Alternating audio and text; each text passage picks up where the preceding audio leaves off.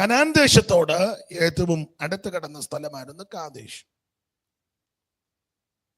ആവർത്തന പുസ്തകം 2-ാം അധ്യായത്തിന്റെ 13-14 തിരുവെഴുത്തുകളിൽ കണ്ടത്, ഇപ്പോൾ എഴുന്നേറ്റ് സെരേദ് തോട് കടപ്പൻ എന്ന് കൽപ്പിച്ചതുപോലെ നാം സെരേദ് തോട് കടന്നിരിക്കുന്ന നാം കാദേശ് ബർണയിൽ നിന്ന് പുറപ്പെട്ടത് മുതൽ സെരേദ് തോട് കടക്കും വരെയുള്ള കാലം 38 സംവത്സരമായിരുന്നു.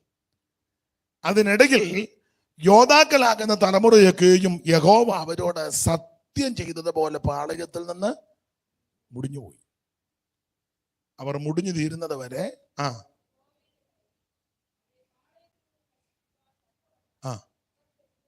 അവർക്ക് വിരോധമായിരുന്നു. അപ്പോൾ പകല് ചിന്തിച്ചല്ലോ, 11 ദിവസം കൊണ്ട് നടന്നു തീരേണ്ട വഴി 38 കൊല്ലം എടുത്തു. ആ ഭാഗം ചേർത്ത് പഠിച്ചാൽ 38 കൊല്ലമായിട്ട് കടന്ന് കറങ്ങുക. നാം ചിന്തിച്ചു, ഇവരെ കറക്കിയത് പിശാചല്ല, പിന്നെയോ ദൈവം കറക്കി. പുറപ്പാട് 13-17 നമ്മൾ വായിച്ച്, ദൈവം ജനത്തെ ചുറ്റിച്ചെന്ന്. ദൈവം ചുറ്റിക്കുന്ന ദൈവമല്ല, എന്നാൽ നാം പല വിഷയത്തിൽ ചെന്ന് അകപ്പെടാതിരിക്കാൻ ദൈവം ചില വേറെ വഴി കൂടെ നമ്മളെ കൊണ്ടുപോകും. അപ്പോൾ ഈ വഴി, വിശാലമായ വഴി, വീതിയുള്ള വഴി, നല്ല വഴിയൊക്കെയാ. പക്ഷേ ഇവരെ ആ രാജപാതയെ കൂടെ വിട്ടില്ല. വിടാഞ്ഞതിന്റെ കാരണം അവിടെ രേഖപ്പെടുത്തിയിട്ടുണ്ട്. ആ വഴിയുടെ ഇരുവശത്തും ഫെലിസ്ത്യരുണ്ട്. ഫെലിസ്ത്യരുടെ ദേശത്തു കൂടിയുള്ള വഴി അടുത്തത് അങ്ങനെ. അപ്പൊ ഇവരെ ആ വഴിയെ കൂടെ വിടാഞ്ഞത് ഇസ്രായേൽ മക്കൾക്ക് യുദ്ധം ചെയ്യാൻ അറിയത്തില്ല. പിന്നെ നമ്മൾ ചിന്തിച്ചു, 2 കാര്യം അവർക്ക് നന്നായിട്ട് അറിയാം. 1, കുഴയ്ക്കാൻ അറിയാം. 2, കഴിക്കാനും അറിയാം. ഈ 2 കാര്യത്തിന് അവര് നല്ല സാമർഥ്യമുണ്ട്. അവര് അതാരും പഠിപ്പിക്കുകയും വേണ്ട. എന്നാൽ മറ്റേ ആത്മീയ പാഠങ്ങളൊന്നും ഇവർക്ക് അറിയത്തില്ല. ഈ കൂട്ടായ്മയിൽ വരുന്നവരും അങ്ങനെ ചിലരുണ്ട്. അവർക്ക് ആത്മീക പാഠങ്ങളൊന്നും വിഷയമല്ല, പഠിക്കണമെന്നും ആഗ്രഹമില്ല. വേറെ പുസ്തകം വായിക്കാത്ത ആൾക്കാരുണ്ട്. വേറെ പുസ്തകം ചിലർ കൊണ്ടുവരും, പക്ഷെ അങ്ങനെ ഇന്ന് വരെ ഈ സഭയിൽ പൊതുവിൽ 2 വാക്യം വായിക്കാത്ത ആൾക്കാർ ചിലപ്പോൾ ഇതിനകത്ത് കാണും. കയ്യൊന്നും പൊക്കണ്ട. ഇന്ന് വരെ സഭയിൽ വന്നിട്ട് നിങ്ങൾ, എനിക്ക് ഈ സഭാഗോൾ വളരെ ഇഷ്ടപ്പെട്ടു. ഇത്ര മനോഹരമായിട്ട് ദേശത്ത് നിങ്ങൾ വളരെ അധ്വാനിച്ച്, എല്ലാവരും ഒന്ന് ചേർന്ന് വളരെ കഷ്ടപ്പെട്ടു, ഒത്തിരി അധ്വാനിച്ചു. ചെറിയ വണ്ടി തന്നെ വരാൻ ബുദ്ധിമുട്ടാണ്. അപ്പം ഈ മെറ്റീരിയലൊക്കെ നിങ്ങൾ കൊണ്ടുവന്ന് വളരെ നിങ്ങളെ ബഹുമാനിക്കുന്നു, അഭിനന്ദിക്കുന്നു.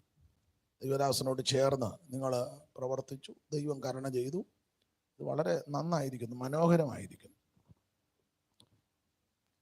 ഇതൊക്കെ ആണേലും ഇന്ന് വരെ ഈ സമയം പൊതുവിൽ 2 വാക്യം ഉറക്കെ വായിക്കാത്തവർ കാണും. കയ്യൊന്നും പൊക്കണ്ട. ഞാൻ ഇന്നലെ മുതൽ തന്നെ പറഞ്ഞിട്ട് വളരെ ഞെരുങ്ങിയ 1-2 പേര് വാക്യം വായിക്കുന്നത്, അതും ശബ്ദവും വലുതായിട്ട് ഇല്ല. പിന്നെ ഞാൻ ആശ്വസിക്കുന്നത്, ഇത്രയിലുമൊക്കെ ഈ തണുപ്പും പിടിച്ച് ഒപ്പിച്ചു തരുന്നുണ്ടല്ലോ, അത് തന്നെ വലിയ കാര്യം തന്നെയല്ലേ. വന്നിരിക്കുന്നത് തന്നെ അതിലും വലിയ കാര്യം. നിങ്ങൾ 10 പേരിരിക്കുന്നതുകൊണ്ടല്ലയോ ഞാൻ പറയാനൊക്കുന്നത്. അപ്പോൾ അതുകൊണ്ട് കുഴപ്പമില്ല. എന്നാലും ഇതൊന്നും പഠിക്കുകയും എടുക്കുകയും ചെയ്യാത്ത ആൾക്കാരുണ്ട്. ചിലക്ക് ആകെ കൂടെ 3 പാട്ടറിയാം. അതാണ് എല്ലാ യോഗത്തിനും.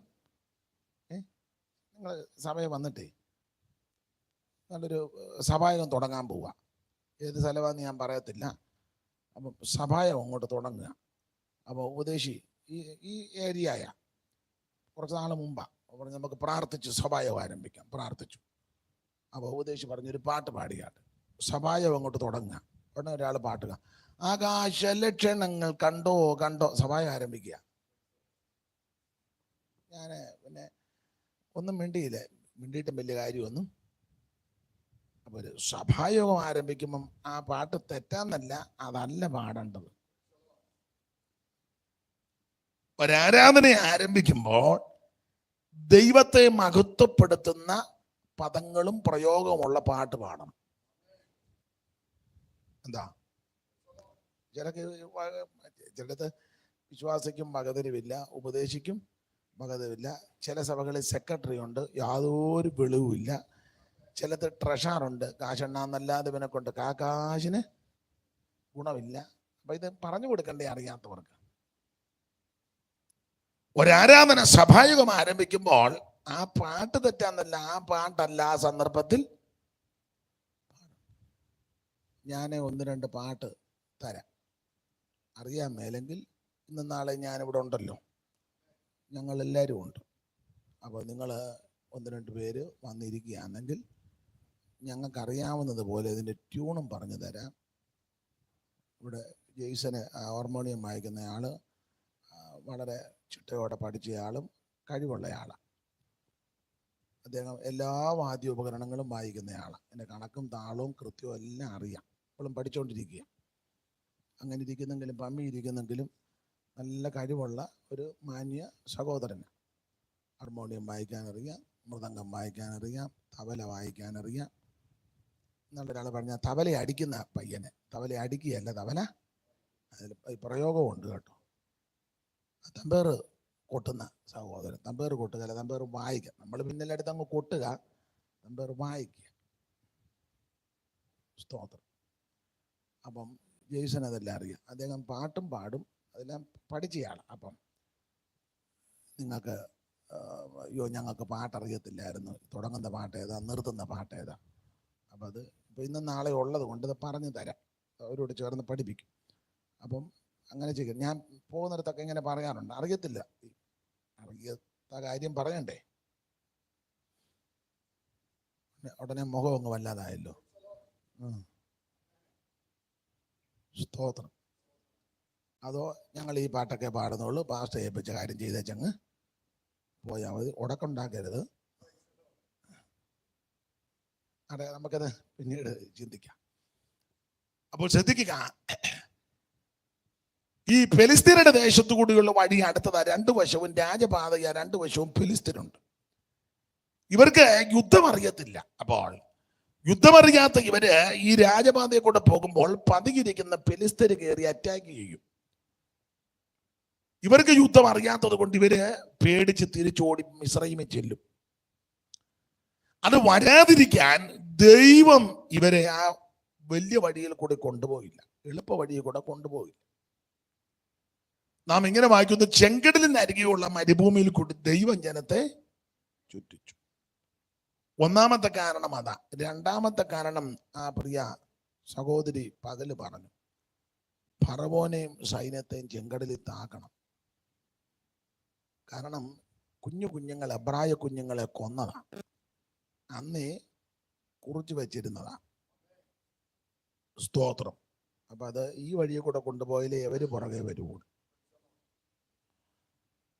3, അതാണ് പ്രധാനപ്പെട്ട ഒരു വിഷയം. ഇവരെ ഈ ചെങ്കടലിനരികെയുള്ള മരുഭൂമിയിൽ കൂടി ചുറ്റി നടത്താനുള്ളതിന്റെ പ്രധാനപ്പെട്ട ഒരു കാരണം, ആവർത്തന പുസ്തകം 8-ാം അധ്യായത്തിന്റെ 2-ാം വാക്യം വായിച്ചേ. ഈ ചെങ്കടലിനരികെ കൂടെ കൊണ്ടുപോകാൻ നിന്റെ ദൈവമായ യഹോവ നിന്നെ താഴ്ത്തുവാനും തന്റെ കൽപ്പനകൾ പ്രമാണിക്കുമോ ഇല്ലയോ എന്ന് നിന്നെ പരീക്ഷിച്ച് നിന്റെ ഹൃദയത്തിനകത്തിരിക്കുന്നത് അറിവാനുമായി നിന്നെ ഈ 40 സംവത്സരം. അപ്പോൾ ഈ വാക്യത്തിന്റെ വെളിച്ചത്തിൽ 40 കൊല്ലം എന്ന, ഈ 40 കൊല്ലം മരുഭൂമിയിൽ അവിടെ നടത്തിയെന്ന. ആയിക്കോട്ടെ, ഈ ആവർത്തന പുസ്തകം 8-ാം അധ്യായത്തിന്റെ 2-ൽ നടത്തിയെന്ന. അപ്പോൾ ഈ 38-40 കൊല്ലം ഇവരെ ഇങ്ങനെ കറക്കിയത് അല്ലെ ചുറ്റിച്ചത്, അവിടെ എടുത്തിട്ടുണ്ട് ഹൃദയത്തിനകത്തിരിക്കുന്നത് പറ അറിവ. ഈ നല്ലതുപോലെ ചുറ്റിച്ചപ്പോൾ ആ നാടൻ ഭാഷ പറഞ്ഞ ഉള്ളിലിരിപ്പ് വെളിപ്പെട്ടത്. നമ്മളിങ്ങനെ വെള്ളയൊക്കെ ഇട്ട് മീശയൊക്കെ പഠിച്ച് കമ്മലും മാലയെല്ലാം ഊരി ഇടയ്ക്കിടയ്ക്ക് ഗ്ലോറി വരുന്ന പാസ്റ്റർമാർ ചിലവരെ കരങ്ങൾ വീശി വീശി ഒരിക്കൽ കൂടെ ശക്തിയോടെ പോരാ പോരാ അങ്ങനെയൊക്കെ പറയുന്ന ആൾക്കാരുണ്ട്. പെരുവെള്ളത്തിന്റെ എന്നാലും വിശ്വാസം ലേലുയ അത്ര ആണോ പെരുവെള്ളത്തിന്റെ രച്ചില്? എനിക്ക് മനസ്സിലാകുന്നില്ല. എന്നാ ഈ വിഡിത്തമൊക്കെ മിണ്ടാതിരിക്കണ്ടേ? ചില പറയുന്നുണ്ട് ഒരിക്കൽ കൂടെ ലേലുയ, ശക്തിയോടെ ലേലുയ, പെരുവെള്ളത്തിന്റെ ഇരച്ചിൽ പോലെ ലേലുയ. അങ്ങനെയാണോ പെരുവെള്ളത്തിന്റെ ഇരച്ചില്?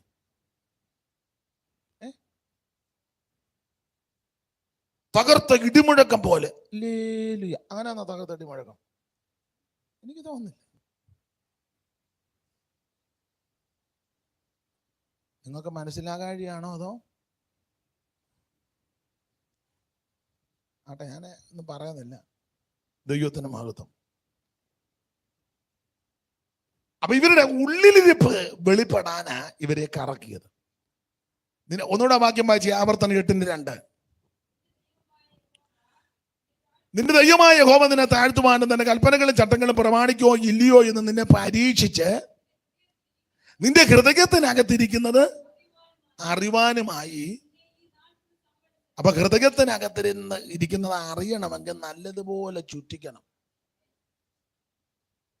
നല്ലതുപോലെ ചുറ്റുമ്പോ ഉള്ളിലിരിപ്പ് പുറത്തു പോയി. എല്ലാ സാഹചര്യങ്ങളും അനുകൂലമാകുമ്പോൾ നമുക്ക് ആൾക്കാരെ പിടികിട്ടുകയില്ല. അല്പം പ്രതികൂലവും ഞെരുക്കവും പോരാട്ടവും ദുരിതവും ദുഃഖവും കടഭാരവും പ്രയാസവും ഒക്കെ വരുമ്പോൾ ആൾക്കാരുടെ തനിനിറം പറ. ഞാന് മിക്ക ഇടങ്ങളിലും പറയാറുണ്ട്, നിങ്ങൾ യോജിക്കുമോ എന്ന് എനിക്കറിയത്തില്ല, ഇവിടുത്തെ രീതികളൊന്നും അറിയത്തില്ല. ചില സ്ഥലങ്ങളിൽ ചെല്ലുമ്പോൾ, ചില സഭകളിലൊക്കെ ചെല്ലുമ്പം, ചില ഇടങ്ങളിൽ ചെല്ലുമ്പോൾ ചിലരിങ്ങനെ പാവത്തുങ്ങളായിട്ടിരിക്കും. വലിയ മോടിയുള്ള വസ്ത്രമൊന്നുമില്ല, വണ്ടിയില്ല, സൈക്കിളില്ല, വീടില്ല, വസ്തുവില്ല, അങ്ങനെയുള്ള ധാരാളം പേരുണ്ട്. കാണാനും അങ്ങനെ വലിയ മാനുഷികമായിട്ടായി പറയുന്നത് വലിയ ഗ്ലാമർ, പിള്ളേരുടെ ഭാഷ പറഞ്ഞ വലിയ ഗ്ലാമറും ഇല്ല. എല്ലാവരുടെയും കാര്യമല്ല, ചിലര്. അപ്പം എന്നോടും ചിലർ പറഞ്ഞിട്ടുണ്ട്, ഞാനും പറഞ്ഞിട്ടുണ്ട്, അയ്യോ ഒരു പാവം സഹോദരൻ, ഒരു പാവം സഹോദരിയാലുണ്ട്. ചുമ്മാതാ. എല്ലാവരുടെയും കാര്യമല്ല. നമ്മൾ ആ ഇരിപ്പും നോട്ടം കാണുമ്പോർക്കും പാവമാണ്. പാവമല്ല, ഇവന്റെ കാശും വീടും വണ്ടിയും വസ്തുവും ഒന്നും ഇല്ലാഞ്ഞിട്ട് ഇവൻ പമ്മിയിരിക്കുന്നതാ. ഇവന്റെ ഇത് കിട്ടുമ്പോ ഇവന്റെ തനിനിറം അറിയാം. നിങ്ങൾ യോജിക്കത്തില്ലെന്ന് എനിക്കറിയാം, നിങ്ങളെല്ലാം ആരും യോജിക്കുകയല്ലെന്ന് എനിക്കറിയാം. ഇവന്റെ ഈ 10 പുത്തം കിട്ടട്ടെ, അന്നേരം ഇവന്റെ തനിനിറം. സൈക്കിള് പോലും ഇല്ലാത്തവന് ഒരു വണ്ടി കിട്ടട്ടെ, അവൻ എല്ലാ വണ്ടിക്കും കൊണ്ട് വട്ടം വെക്കും.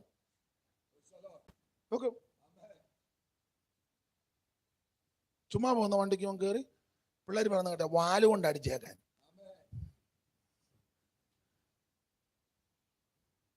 നിങ്ങൾ എന്നെ ഇങ്ങനെ സ്തംഭിച്ചു. സ്തോത്രം. എൻ്റെ കുഞ്ഞുനാൾ ഞങ്ങളുടെ അടുത്ത് ഒരു വീട്ടില് റേഡിയോ മേടിച്ചു. അന്ന് റേഡിയോ മേടിക്കുന്നൊക്കെ വലിയ, പിന്നല്ലേ TV വരുന്നേ. റേഡിയോ ആ വീട്ടിൽ ആർക്കും അങ്ങനെ വലിയ വിദ്യാഭ്യാസം ഒന്നും ഇല്ല. പക്ഷെ റേഡിയോ മേടിച്ചതിൻ്റെ ഇളക്കമാ.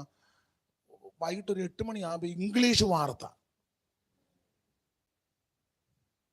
അത് ഭയങ്കര ഓളിയത്തില്ല. അപ്പൊ അടുത്തടുത്ത് വീടുകളല്ലേ, അപ്പൊ അപ്പുറത്തെ പിള്ളേർക്കൊക്കെ പഠിക്കുകയും ഒക്കെ ചെയ്യേണ്ടതാ. ഞാൻ വലിയ പഠിത്തമൊന്നുമില്ല, പക്ഷെ ഞാൻ ആ സമയത്ത് നാമം ജപിക്കും. നാമം ജപിക്കാനൊക്കുകയില്ല. അപ്പുറം പോയി ഒരു ഇംഗ്ലീഷ് വാർത്ത. മനസ്സിലാകുന്നില്ലല്ലേ? ആ റേഡിയോ മേടിച്ചെന്റെ ഇളകോ. സ്തോത്രം, സ്തോത്രം. ഒരു 25 വർഷം മുമ്പ് ആർക്കും മൊബൈൽ ഇല്ലായിരുന്നു. ഇല്ല. ഇപ്പൊ കൊച്ചുങ്ങളുടെ കൈവരാ എല്ലാവർക്കും ഉണ്ട്.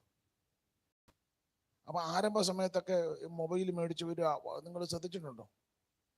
ആ വരുമ്പോ എല്ലാരും കാണുകയൊന്ന് വെച്ചു, ഇടയ്ക്ക് ഇതുമായിട്ട് വെളിയിലോട്ടൊന്ന് ഹലോ. പിന്നെ എനിക്ക് യോജിക്കാൻ പറ്റാത്തൊരു കാര്യം, നിങ്ങൾ ചിലപ്പോൾ യോജിക്കുക, നിങ്ങൾക്കത് വലിയ വിഷയമല്ലായിരിക്കും. അത് ശരിക്കും ഞാൻ പറഞ്ഞ ദൂരെ ഇരിക്കുന്നുണ്ട് കേൾക്കണം. ചില വിശ്വാസികളെയും ചില പാസ്റ്റർമാരെയും ഞാൻ ശ്രദ്ധിച്ചിട്ടുണ്ട്, വേറെ പുസ്തകത്തിന്റെ പുറത്തെടുത്ത് മൊബൈൽ വെക്കുക.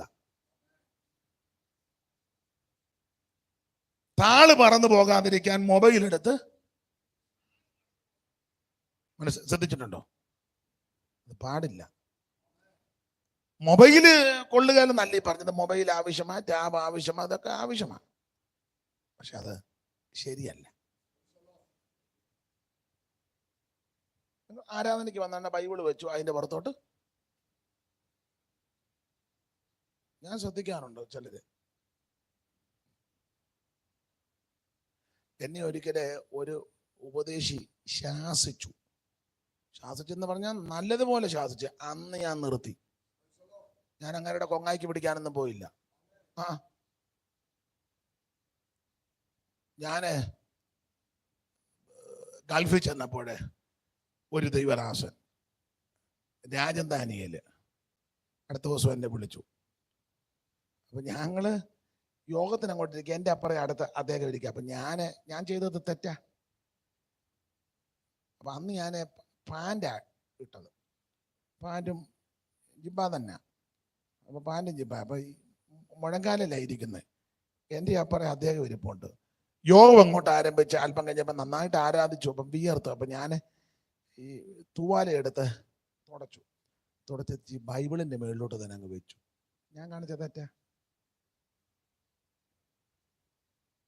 തുടച്ച് വെച്ച് അത്ര ശ്രദ്ധിച്ചില്ല, അത്ര കാര്യമാക്കിയില്ല. പുള്ളി അവിടെ നോക്കി വെച്ച് അവിടെ ഇരുന്നോണ്ട് എന്നെ ശാസിച്ചു. മേലിൽ ആവർത്തിച്ചേക്കരുതെന്ന് പറഞ്ഞു. അതിങ്ങനൊന്നും അല്ല പറഞ്ഞത്, നല്ല രീതിയിലാണ് ശാസിച്ചു. അന്നുകൊണ്ട് നിർത്തി. പിന്നെ ഇന്ന് വരെ ചെയ്തിട്ടില്ല. ഇനി അവസാനം വരെ ചെയ്യരുതെന്നുമാണ് തീരുമാനം. ഇത് ഇന്നെങ്ങാനും ഇങ്ങനത്തെ ഉപദേശമാരും ഇല്ല നമ്മളെ ശാസിച്ച ചിലര് താൻ അങ്ങ് തൻ്റെ കാര്യം നോക്കിയാൽ മതി, എൻ്റെ തൂവാല എൻ്റെ ബൈബിളും എവിടെ വെക്കണമെന്ന് ഞാനാ പിന്നെ പ്രശ്നമാണ്. അത് ഗുണം പിടിക്കാനുള്ള ആൾക്കാരല്ല. പണ്ട് സി കെ ദാനിയിൽ പറയും പോലെ അങ്ങനെയുള്ളവര് പോക്കസിയ. അത് ഞാൻ ഇടയ്ക്ക് കയറി പറഞ്ഞതേ ഉള്ളൂ. ചിലര് ഈ കുഞ്ഞുങ്ങളെ ബൈബിള് ഫ്രണ്ട് വെച്ചിട്ട് കൊച്ചുങ്ങളെ കയറുമ്പോൾ അതിന്റെ മേളിൽ വെച്ച് ഇങ്ങനെ തുള്ളിക്കുന്ന കാണാം. ഞാൻ കണ്ടിട്ടുണ്ട്. ശ്രദ്ധിക്കാതെയാണോ അതോ അലക്ഷ്യമാണോ എന്തോ എനിക്ക് മനസ്സിലാകുന്നില്ല. ചിലർക്ക് പിള്ളേർക്ക് കളിക്കാൻ കൊടുക്കുന്ന ബൈബിളാ. അതെ, ആ കാര്യത്തിൽ ഞാൻ ഏറ്റവും ബഹുമാനിക്കുന്നത് കത്തോലിക്ക സഹോദരന്മാരെയാണ്. അവരതെടുക്കുന്നതും കൊണ്ടു നടക്കുന്നതും എന്ത് ഭവ്യമായിട്ടാണ് നിങ്ങൾ ശ്രദ്ധിച്ചിട്ടില്ലേ? പണ്ടൊന്നും അതങ്ങൾ വായിക്കത്തില്ല. ഷെൽഫിന്റെ അവിടെ മൂലയില് വളരെ വളരെ ഭദ്രമായിട്ടാണ് അത് എടുത്ത് വെച്ചൊരു ഉമ്മയും. ഞാൻ ഇത് എതിരല്ല, അത് എന്തു ആയിക്കോട്ടെ, നല്ല വശം എടുക്കുക. അവർക്ക് അതിനോട് ബഹുമാനമാണ്, ഭയമാണ്. അതെ, അക്കാര്യത്തിൽ അവരെ അങ്ങനെ ചെയ്യുള്ളൂ.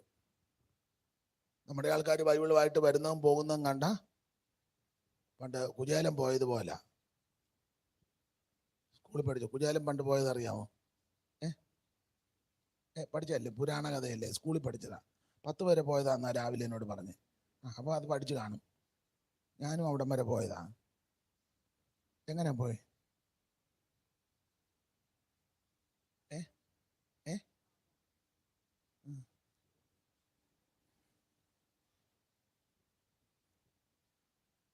മുണ്ടിൽ പൊതിയും മുഖ്യമായ പുസ്തകവും രണ്ടും കൂടി കക്ഷത്തിങ്കൽ. നിങ്ങൾ പഠിച്ചല്ലേ?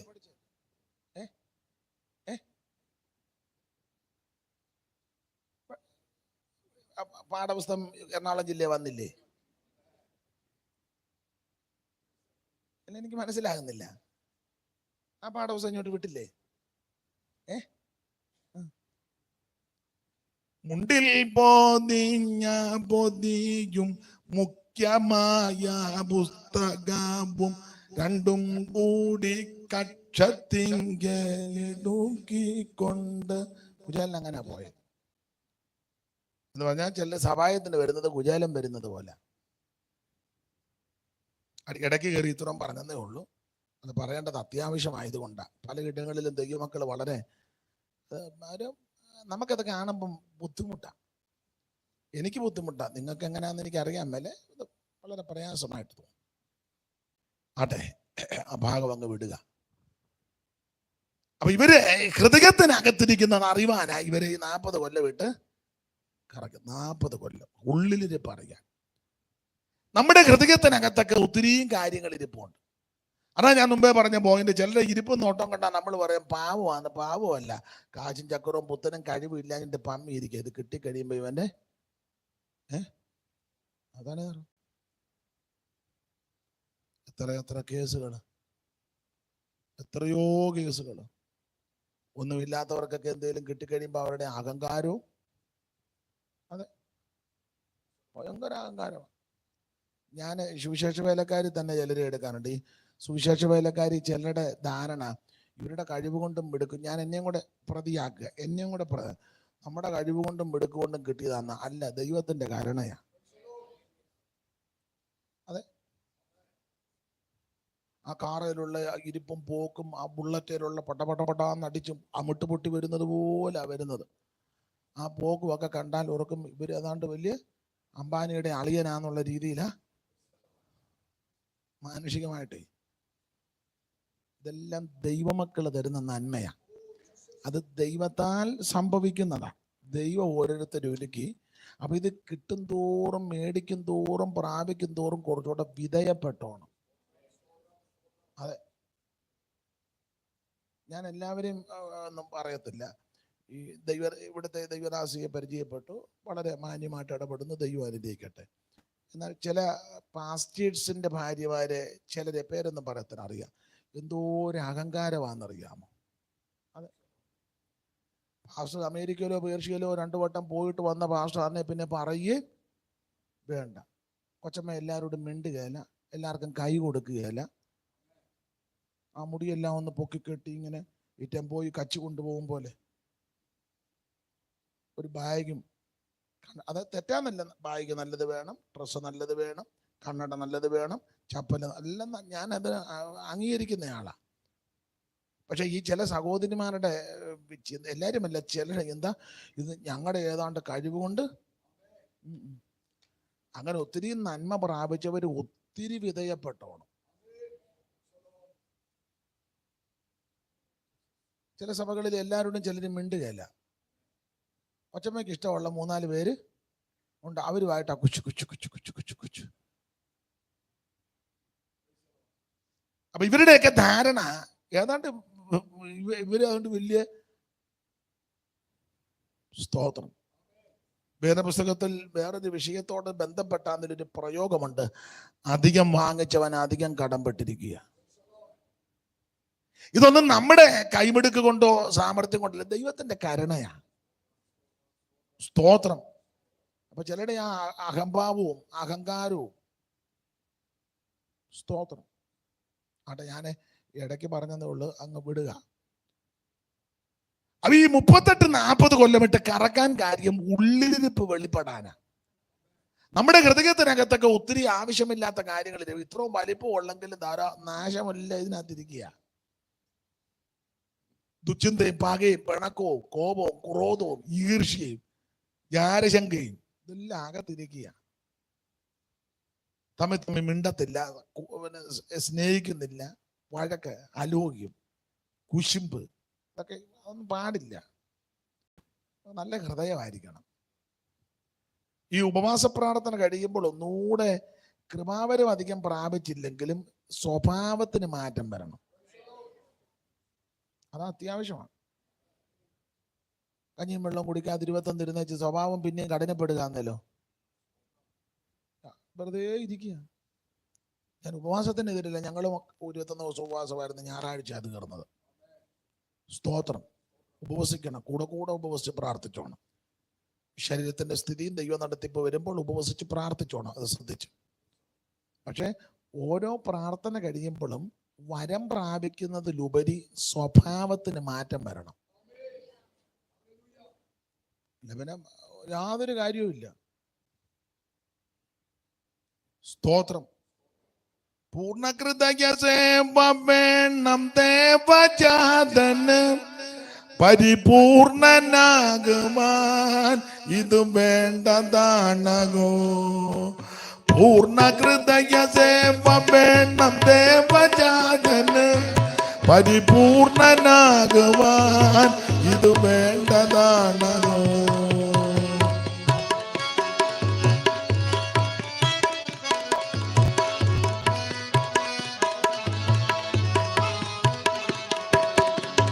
പാതി മനസ്സോടെ കിടുന്ന ദേവപൂജയെ പരൻ സ്വീകരിച്ചിട ഫലമാശിസായി വരാ. പാതി മനസ്സോടെ കിടുന്ന ദേവപൂജയെ പരൻ സ്വീകരിച്ചിട ഫലമാശിസായി വരാ.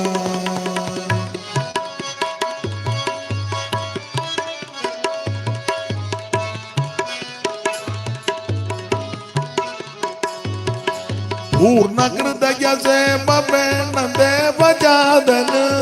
പരിപൂർണനാകുവാൻ ഇത് വേണ്ടതാണോ? പൂർണ്ണ ഹൃദയ സേവ വേണം ദേവജാതന്. പരിപൂർണനാകുവാൻ ഇത് വേണ്ടതാണോ?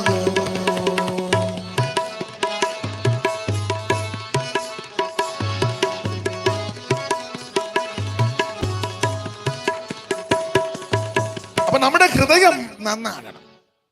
ഈ ഹൃദയത്തിനകത്ത് നിന്ന് ആവശ്യമില്ലാത്തതെല്ലാം കളയണം. ആരുടെയും പകയോ വിദ്വേഷമോ പിണക്കമോ മനുഷ്യനാ. അതൊക്കെ ഈ ഉപവാസ പ്രാർത്ഥന അതിനെല്ലാം ക്രമീകരണം വരുത്തണം. പ്രാർത്ഥന കഴിയുമ്പോൾ ചെന്ന് പറയണം, മോളി എനിക്ക് മോളിയോട് ചെറിയ നീരസം ഉണ്ടായിരുന്നു, പക്ഷെ പാസ്റ്റർ വചനം പ്രസംഗിച്ചപ്പോൾ എനിക്കത് ബോധ്യപ്പെട്ടു, എന്നോട് ക്ഷമിക്കണം, വിട്ടുകളയണം. എന്നാ നിങ്ങൾ എന്തേലും പറ. ഇങ്ങനെ കണ്ണ് കാണിക്കാതെ, എന്നെ കണ്ണ് കാണിക്കൊന്നും വേണ്ട. സ്തോത്രം.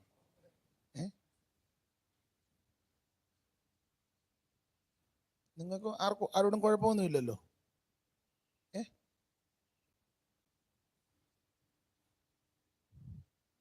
സ്തോത്രം. സഹോദരന്മാരും അതുകൊണ്ടും തന്നെ. യോ ബ്രദറെ, എനിക്ക് അന്ന് പറഞ്ഞ എനിക്കൊരു ചെറിയ പ്രയാസം വന്ന് ഞാനിപ്പം പാസ്റ്റർ വചനം പ്രസംഗിച്ചപ്പോൾ എന്നോടും ദൈവം ഇടപെട്ട് വിട്ടുകളാം, ക്ഷമിക്കണേ, ഇനി ആവർത്തിക്കത്തില്ല. എന്നാ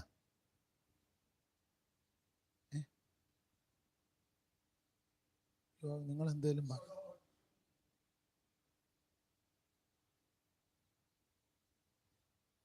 ഉപേക്ഷിക്കുമെങ്കിൽ ഉപേക്ഷിക്കുമെന്ന് പറഞ്ഞാൽ കളയല്ലേ.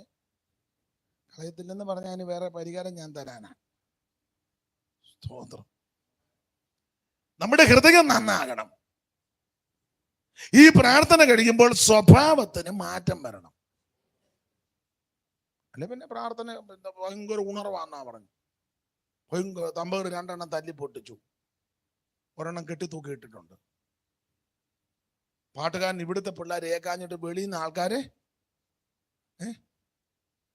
അടിക്കാനായ ഉള്ളവനെ കൂടെ കൊണ്ടുവന്നു.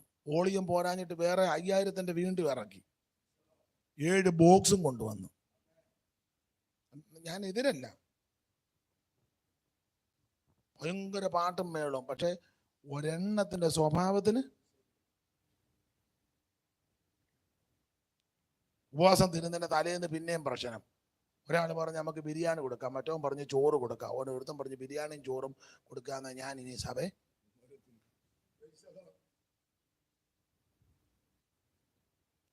സഹോദരിമാർ 2 പറഞ്ഞു, ആരാ ഇതൊക്കെ അധ്വാനിക്കാൻ വന്ന്, നമുക്ക് കഞ്ഞിയും പയറും കൊടുക്കാം.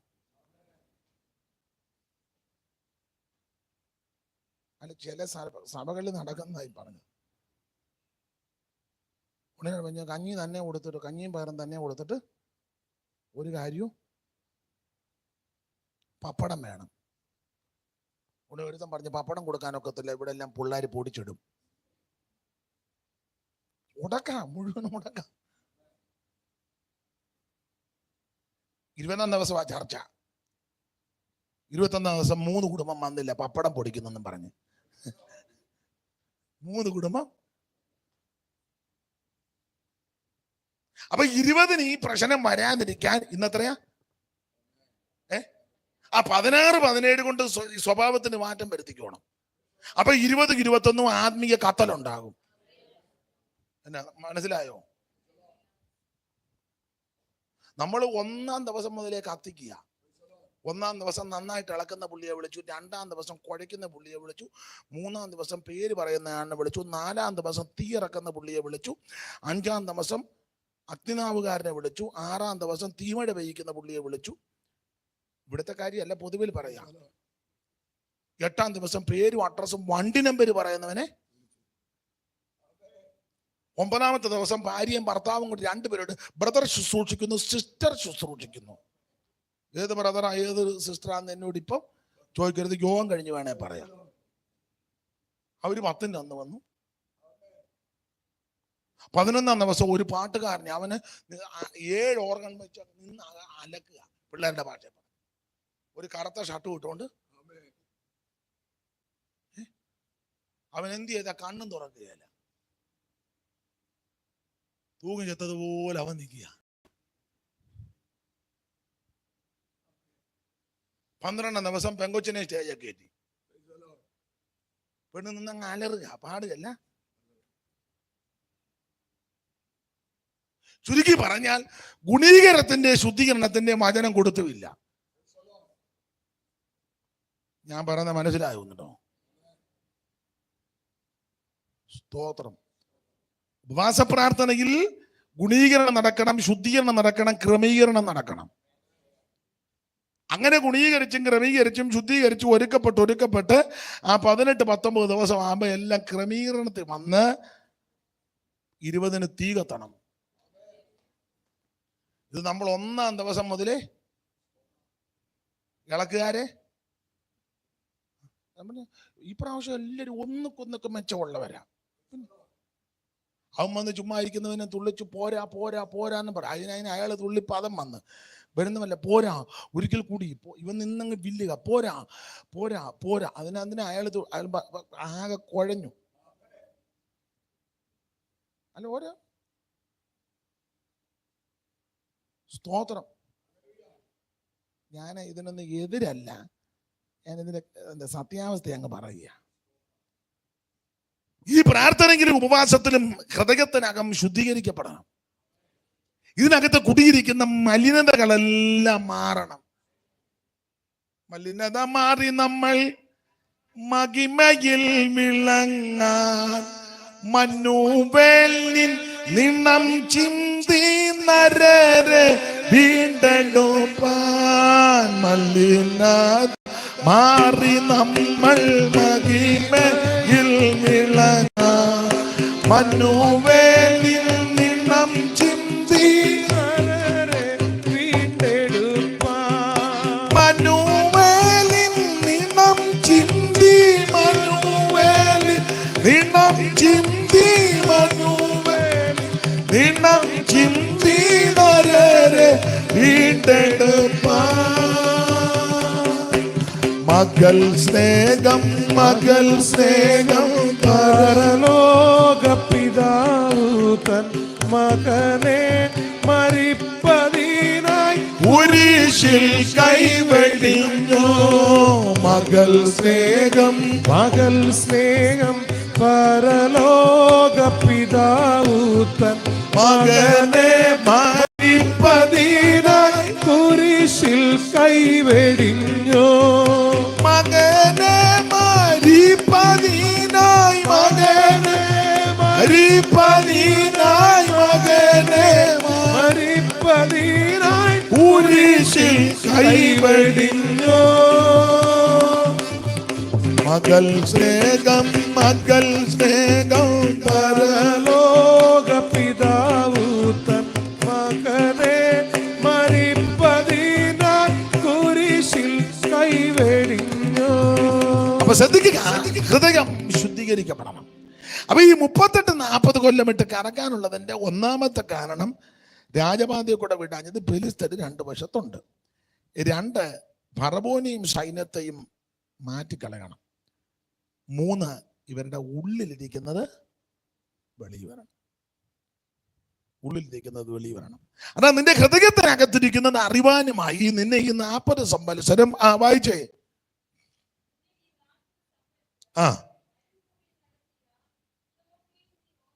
ആ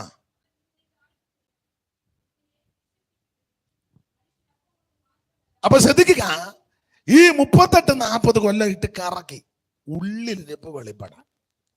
ഇനി മുമ്പോട്ട് പോകാം. ഈ 38-40 കൊല്ലം ഇട്ട് കറക്കി. ഇങ്ങനെ കറക്കിയപ്പോൾ ആവർത്തന പുസ്തകം 2-ാം അധ്യായത്തിന്റെ 13, 14, 15 വാക്യങ്ങൾ നമ്മൾ മുമ്പേ വായിച്ചത്. ഈ 38 കൊല്ലത്തിനിടയിൽ അല്ലെ 38 കൊല്ലം കൊണ്ട് യോദ്ധാക്കളാകുന്ന തലമുറയൊക്കെയും പട്ടുപോയെന്ന, മുടിഞ്ഞു പോയെന്ന. വായിച്ചേനി 2:13 മുതൽ. ഇപ്പോൾ എഴുന്നേറ്റ് സെരേത് തോട്ട് കടപ്പനെന്ന് കൽപ്പിച്ചതുപോലെ നാം സെരേത് തോട്ട് കടന്നിരിക്കുന്നു. നാം കാദേശ് ബർണയിൽ നിന്ന് പുറപ്പെട്ട മുതൽ സെരേത് തോട്ട് കടക്കും വരെയുള്ള കാലം 38 സംവത്സരം. അടുത്തത്, അതിനിടയിൽ യോദ്ധാക്കളാകിരുന്ന തലമുറയൊക്കെയും യഹോവ അവരോട് സത്യം ചെയ്തതുപോലെ, ശ്രദ്ധിച്ചേ, സത്യം ചെയ്തതുപോലെ ഈ തമ്പുരാൻ ഇവരെ വിളിച്ചിറക്കി മരുഭൂമിയിൽ കൂടി നടത്തി. ഒടുവിൽ ഇവരെ കൊണ്ടങ്ങ് പൊറുതി മുട്ടി. എന്നും പ്രശ്നമാണ് ഇവർക്കെന്നും.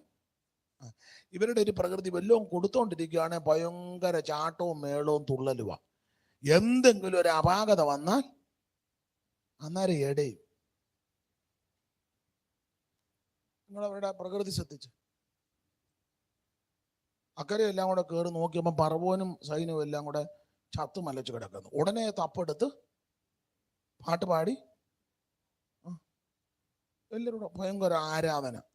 20-ാം വാക്യം വായിക്കുന്ന അഹരോന്റെ സഹോദരി മിരിയാം എന്ന പ്രവാചക കയ്യിൽ തപ്പെടുത്തു. സ്ത്രീകളെല്ലാം കൂടെ സഹോദരി സമാജം സ്ട്രോങ് ആയി.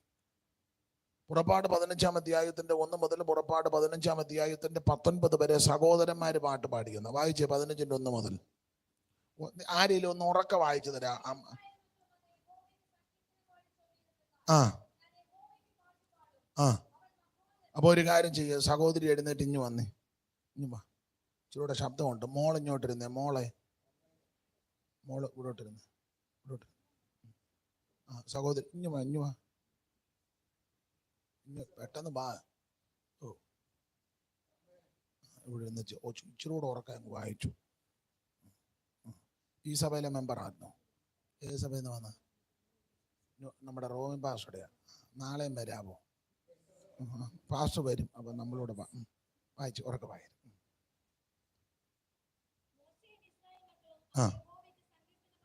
മോശയും ഇസ്രായേൽ മക്കളും അന്ന് യഹോവയ്ക്ക് സങ്കീർത്തനം പാടി അവ പാട്ട് തുടങ്ങി. കാരണം 14-ാം അധ്യായത്തിൽ ഫറവോനെ ചെങ്കടിൽ മുക്കി. അവിടെ വായിക്കുന്നത് പ്രഭാതയാമത്തിൽ എന്നാ. അങ്ങനെ എഴുതിയിരിക്കുന്ന പ്രഭാത അല്ലെ. 14-ാം അധ്യായത്തിൽ ഒരു വാക്യമുണ്ടല്ലോ പ്രഭാത. അവിടെ അല്ല, അവിടെ വരമുണ്ട് ഈ ഭാഗത്ത്. 14-ാം അധ്യായത്തിൽ പ്രഭാതയാമത്തിൽ യഹോവയായ ദൈവം മേഘസ്തംഭത്തിൽ നിന്നും മിസ്രയീം സൈന്യത്തെ ഒരു നോട്ടം നോക്കി അവന്റെ രഥത്തിന്റെ ഓട്ടം തെറ്റിയെന്ന് 24-ാം വാക്യത്തിലല്ലേ. പ്രഭാതയാമത്തിൽ എന്ന് ചേർത്ത് വായിക്കുക. അതെത്രാം വാക്യം? അമ്മാമയെ ഓളിയം കൂട്ടുന്നുണ്ട്. വായിച്ചു. അതാ ഉറക്കെ വായന. പ്രഭാതയാമത്തിൽ യഹോവ അഗ്നി മേഘസ്തംഭത്തിൽ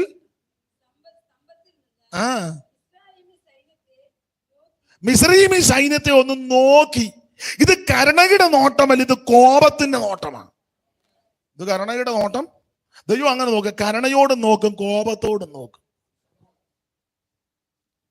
നമ്മെ നോക്കിയത് കരുണയുടെ നോട്ടമാണ്.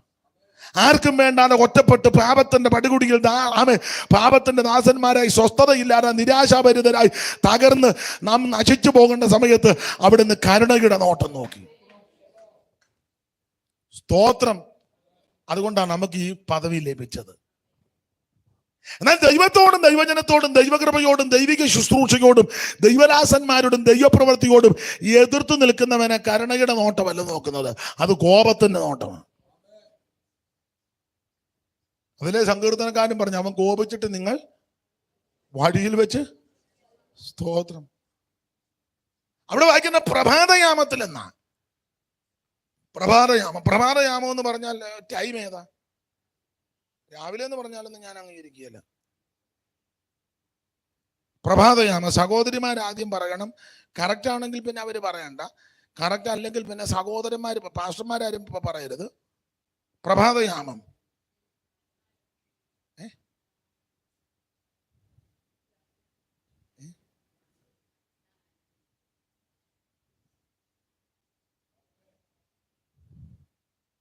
സ്തോത്രം. പ്രഭാതയാമം. മൊത്തം എത്ര യാമങ്ങളാ സാധാരണ?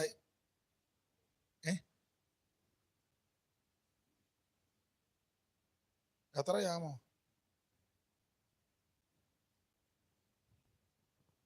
അതുകൊണ്ടിപ്പോ ഒരു അടുത്ത കാലത്ത് ഇറങ്ങിയൊരു പാട്ടുണ്ട്, അത് നിങ്ങൾക്കറിയാം. അത്രയും പാട്ടൊക്കെ നിങ്ങൾക്കറിയാം. അതുകൊണ്ടാണ് നിലവിളിക്കാ നിലവിളിക്കാ. നിങ്ങൾക്കറിയാം, നിങ്ങൾ മനഃപൂർവ്വം പാടാത്തതാ. പിന്നെ നിലവിളിക്കാ നിലവിളിക്കാ, അറിയത്തില്ലേ?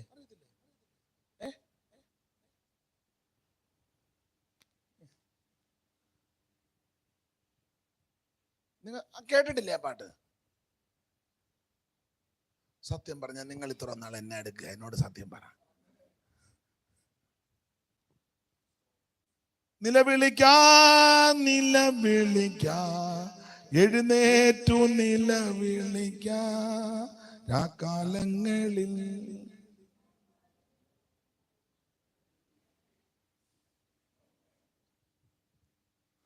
സ്തോത്രം.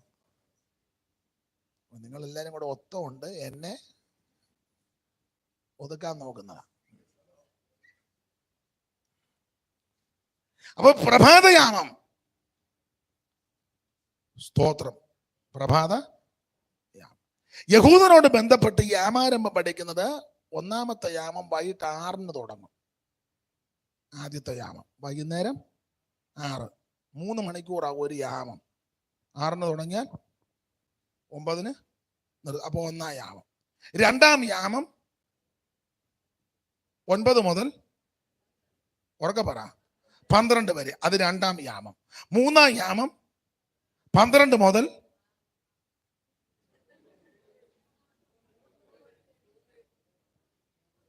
ലോകം മുഴുവൻ കണ്ടോണ്ടിരിക്കുക ഈ ബടലത്തരമെല്ലാം വിളിച്ചു പോകുന്നത്.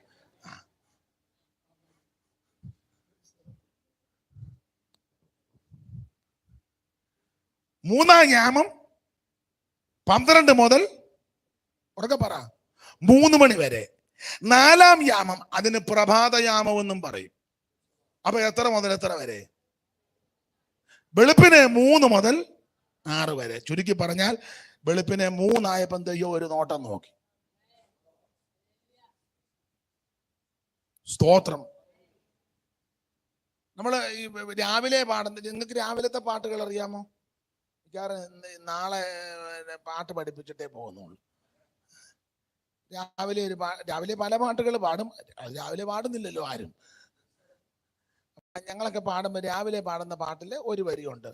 4-ാം യാമത്തിൽ ഉണർന്നവർ മോദമോടെ വാഴ്ത്തുന്നു.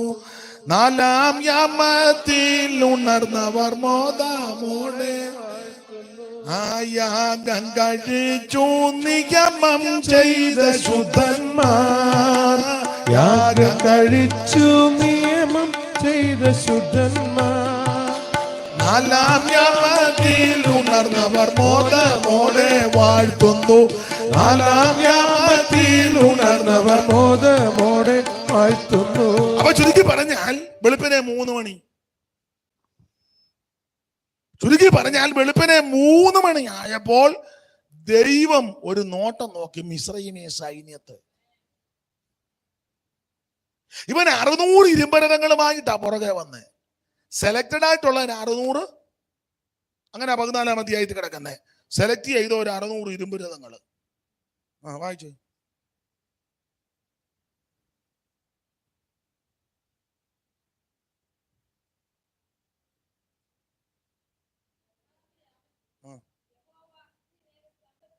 അല്ല, ഫറവോൻ പുറകെ വന്നപ്പം അവന്റെ സൈന്യത്തെ പറ്റി അവിടെ കണക്ക് കൊടുത്തിട്ടുണ്ട്. എത്രാം വാക്യമാ? അതാ വായി. പിന്നെ അവൻ രഥം കെട്ടിച്ച് പടജ്ജനത്തെയും വിശേഷപ്പെട്ട 600 രഥങ്ങളെയും മിസ്രയീമിലെ സകല രഥങ്ങള്, വിശേഷപ്പെട്ട സെലക്റ്റഡ് ഒരു 600 രഥവും പിന്നെ മിസ്രയീമിലെ ബാക്കി രഥവും അവയ്ക്ക് വേണ്ടത് തേരാളികളെയും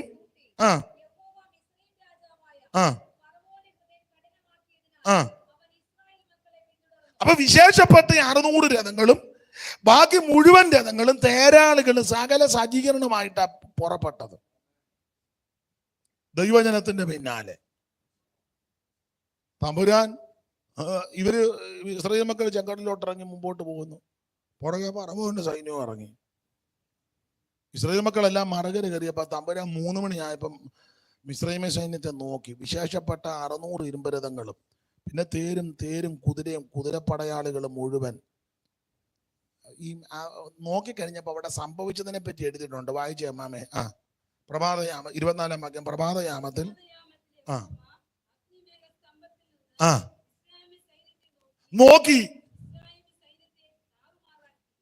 നോക്കിക്കഴിഞ്ഞപ്പോ ഇതെല്ലാം താറുമാറായി. പിന്നെ രഥചക്രങ്ങളെ തെറ്റിച്ച് ഓട്ടം പ്രയാസമാക്കി. സ്തോത്രം. ദൈവം തമ്പുരാൻ കരുണയുടെ നോട്ടമല്ല, കോപത്തിന്റെ നോട്ടമാണ്. ദീർഘവർഷങ്ങളായി ഇസ്രായേൽ മക്കളെ പീഡിപ്പിച്ച വൈരിയെ തമ്പുരാൻ നോക്കി രഥത്തിന്റെ ഓട്ടം തെറ്റി, സ്പീഡ് കുറഞ്ഞു, കൂട്ടിമുട്ടി, കുഴഞ്ഞ് സകല എണ്ണത്തെയും തകർത്തു. സ്തോത്രം, സ്തോത്രം. ഇവര് പുറകെ വന്നത് ഞാൻ പിടിക്കും, പിന്തുടരും, കൊള്ള. അങ്ങനെ 15-ാം അധ്യായത്തിന്റെ 8-ാം വാക്യം വായിച്ചേ. നിന്റെ മൂക്കിലെ ശ്വാസത്താൽ വെള്ളം കുന്നിച്ചുകൂടി, പ്രവാഹങ്ങൾ ചിറ പോലെ നിന്നു. ഇനി അടുത്ത വാക്യം 9. ഞാൻ പിന്തുടരും, പിടിക്കും, കൊള്ള പങ്കിടും, എന്റെ ആശ അവരാൽ ഞാൻ എന്റെ വാൾ ഊരും, എന്റെ കൈ അവരെ നിഗ്രഹിക്കും എന്ന് ശത്രു പറഞ്ഞു. പിന്തുടരും, പിടിക്കും, കൊള്ള പങ്കിടും എന്നൊക്കെ പറഞ്ഞ പുറകെ വരുന്നത് ദൈവമക്കളുടെ പുറകെ. തമ്പുരാൻ പ്രഭാതയാമത്തിൽ നോക്കിയപ്പോ രഥത്തിന്റെ ഓട്ടവും തെറ്റി താറുമാറാക്കി. ഞാനൊരു കാര്യം ദൈവമക്കളോട് പറയാം, നീ വിശ്വസ്തയോടെ പ്രമാണപ്രകാരം നിന്നാൽ നിന്നെ സംരക്ഷിക്കുവാൻ ദൈവം വിശ്വസ്തനാണ്. ഭീകരമാം ചെങ്കടലും മിസ്രയീം സൈന്യ നിരയും ഭീഷണിയാൽ മുൻപും പിൻപും ഭീതിപ്പെടുത്തിടുമ്പോൾ ഭീകരമാ ചെങ്കടലും മിസ്രയീം സൈന്യ നിരയും ഭീഷണിയാ മുൻപും പിൻപും ഭീതിപ്പെടുത്തിടുമ്പോ ദോഷം ഉല്ലാസമോഷം ഭക്തരിൻ കൂടാരത്തിൽ എന്നും പുതുഗീതം മഹത്വരാധന സേനയിൽ ധീരനായി അഭയം താനവർക്കെന്നൂടെ. മഹത്വരാധന സേനയിൽ ധീരനായി അഭയം താനവർക്കെന്നൂടെ. പാതാളമേ മരണമേ നിന്നുടെ ജയമെവിടെ. കുഞ്ഞാട്ടിനിടം കോട്ടതൻ ഭക്തർക്ക് സംഹാരകൻ കടന്നു പോയി. പാതാളമേ മരണമേ നിന്നുടെ ജയമെവിടെ. കുഞ്ഞാട്ടിനിടം കോട്ടതൻ ഭക്തർക്ക് സംഹാരകൻ കടന്നു പോ. കരമുയർത്തി ദൈവത്തിന് മഹത്വം കൊടുക്കാം. അപ്പൊ ഈ പ്രഭാതയാത്ര ദൈവം നോക്കി രഥത്തിന്റെ ഓട്ടം തെറ്റി. അക്കരെ കയറിയ ദൈവമക്കൾ പുറകോട്ട് നോക്കിയപ്പോൾ ചത്തു മലന്ന് കിടക്കുക സകലതും. ഈ കാഴ്ച കണ്ടാൽ ആരാ അടങ്ങിയിരിക്കുന്ന സഹോദരന്മാരെല്ലാം കൂടെ പാട്ട് പാടി. അതാ പുറപ്പാട് 15-ന്റെ 1 മുതൽ പുറപ്പാട് 15-ന്റെ 19 വരെ സഹോദരന്മാര് പാട്ട് പാടി. 20-ാമത്തെ വാക്യത്തിൽ മിരിയാം തപ്പടത്ത് നൃത്തം ചെയ്ത് പാട്ട് പാടി, കൂടെ സഹോദരൻ. അങ്ങനെ 20, 21. അങ്ങനെ ഇവര് പാട്ടുമൊക്കെ പാടി ഭയങ്കര സന്തോഷവും ഉല്ലാസവും ആർപ്പും. ഇവരുടെ പ്രകൃതി ഞാൻ പറഞ്ഞത് ദൈവം തമ്പുരാൻ ഇവരെ കൊണ്ടുവന്നപ്പോ സത്യം ചെയ്തില്ല, പൊറുതി മുട്ടാനുള്ളതിന്റെ ഒരു കാരണം വല്ലതും കിട്ടുകയാണെങ്കിൽ ഭയങ്കര തുള്ളലും ചാട്ടുമാവും. എന്തെങ്കിലും ഒരു ചെറിയ ന്യൂനത വന്നാൽ ഉടനെ തനിനിറം വെളിപ്പെടും. അപ്പൊ ചെങ്കടൽ കിടന്നപ്പോ പുറകോട്ട് നോക്കിയപ്പോ പറവോനും സൈന്യവും ചത്തു മലച്ചു കിടക്കും. ഉടനെ തന്നെ ഉണർവ്, ഭയങ്കര പാട്ടും പോണ്ടല്ലോ, സ്തോത്രം, ഭയങ്കര പാട്ടും ചാട്ടും. അത് കഴിഞ്ഞ് ഈ ശൂർ മരുഭൂമി വന്നു. അന്നേരം നേരെ പ്ലേറ്റ് തിരിച്ചു. 22 മുതൽ വായിച്ചേ, 15. അനന്തരം മോശ ഇസ്രായേലിനെ ചെങ്കടന്ന് പ്രയാണം ചെയ്തവർ ശൂർ മരുഭൂമി ചെന്ന് 3 ദിവസം വെള്ളം കിട്ടാതെ മരുഭൂമിയിൽ സഞ്ചരിച്ചു. മാറയിലെത്തി. മാറയിൽ വെള്ളം കുടിപ്പാൻ കഴിഞ്ഞിരുന്നത് കയ്പുള്ളതായിരുന്നു. അപ്പോൾ ജനം, ഞങ്ങൾ എന്ത് കുടിക്കുമെന്ന് പറഞ്ഞ് മോശയുടെ നേരെ പുറപ്പെടുത്തവൻ യഹോവയോട് അപേക്ഷിച്ചു. യഹോവ വൃക്ഷം കാണിച്ചു കൊടുത്തു. ഇത് വെട്ടി വെള്ളത്തിലിട്ടപ്പോൾ വെള്ളം മധുരമുള്ളതായി തീർന്നു. അവിടെ വെച്ച് അവനവരെ പരീക്ഷിച്ചു.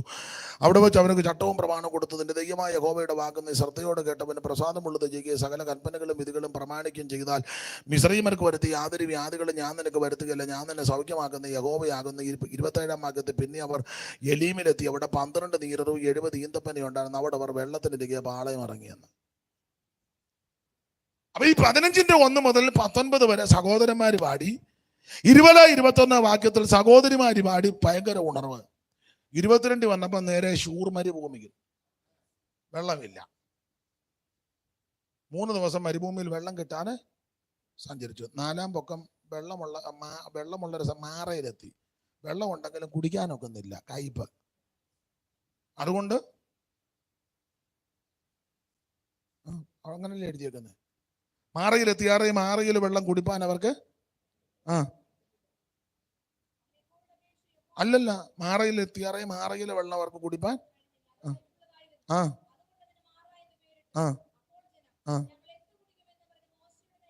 പിറുപിറുത്തു. ഉടനെ പ്രശ്നം ഉണ്ടാക്കി. ചെങ്കടൽ കടന്ന ഉടനെ പ്രശ്നമായിരുന്നോ ആരാധന? നിങ്ങൾ പറ. ചെങ്കടൽ കടന്ന ഉടനെ പ്രൈസ് ആൻഡ് വർഷിപ്പ്. ചെങ്കടൽ കടന്ന ഉടനെ പ്രൈസ് ആൻഡ് വർഷിപ്പ്. അതിന് സെലക്റ്റഡ് ആയിട്ടൊരു 3-4 പേരെയും കൊണ്ടുവന്ന് അവരെല്ലാം കൊണ്ട് നിന്ന് ഭയങ്കര അങ്ങനെ ഇപ്പോഴത്തെ praise and worship, non stop worship, ഒരു നിയന്ത്രണവും ഇല്ല. നോൺ സ്റ്റോപ്പ്, മനസ്സിലാകുന്നില്ലേ? ചെങ്കടൽ കടന്ന ഉടനെ ഭയങ്കര ആരാധന. മാറി വന്നപ്പം ആരാധനയും പാട്ടും നിർത്തി. പ്രശ്നമായി.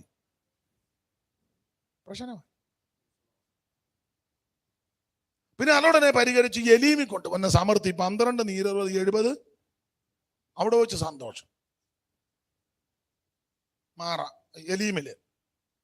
എലീം കഴിഞ്ഞ് പിന്നെ സീനിലോട്ട് വന്നു.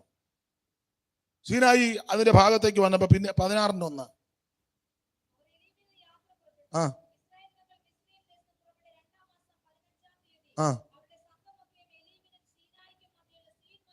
സീൻ മരുഭൂമിയിൽ വന്നു. ആ മരുഭൂമിയിൽ വെച്ച്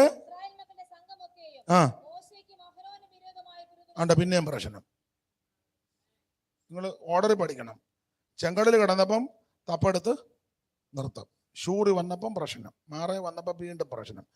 അത് കഴിഞ്ഞപ്പോൾ എലീമി കൊണ്ടുവന്ന സമൃദ്ധി, സന്തോഷം. പിന്നെ ഇപ്പൊ സീൻ മരുഭൂമി വന്ന് പിന്നെയും പ്രശ്നം. ദൈവം അങ്ങ് പൊറുതി മുട്ടി. അതുകൊണ്ടാണ് സത്യം ചെയ്തത്. അവിടെ കിടന്ന് ബഹളം ഉണ്ടാക്കി. അടുത്ത വാക്യം വായിച്ച ഞങ്ങള് അതാ ഇരിക്കേണ്ടിടത്തൊന്നും അല്ല ഇരിക്കേണ്ടത്. ചുമ്മാ പോയി ഇരിക്കുന്നേ ഉള്ളു. റജകാലത്തിന്റെ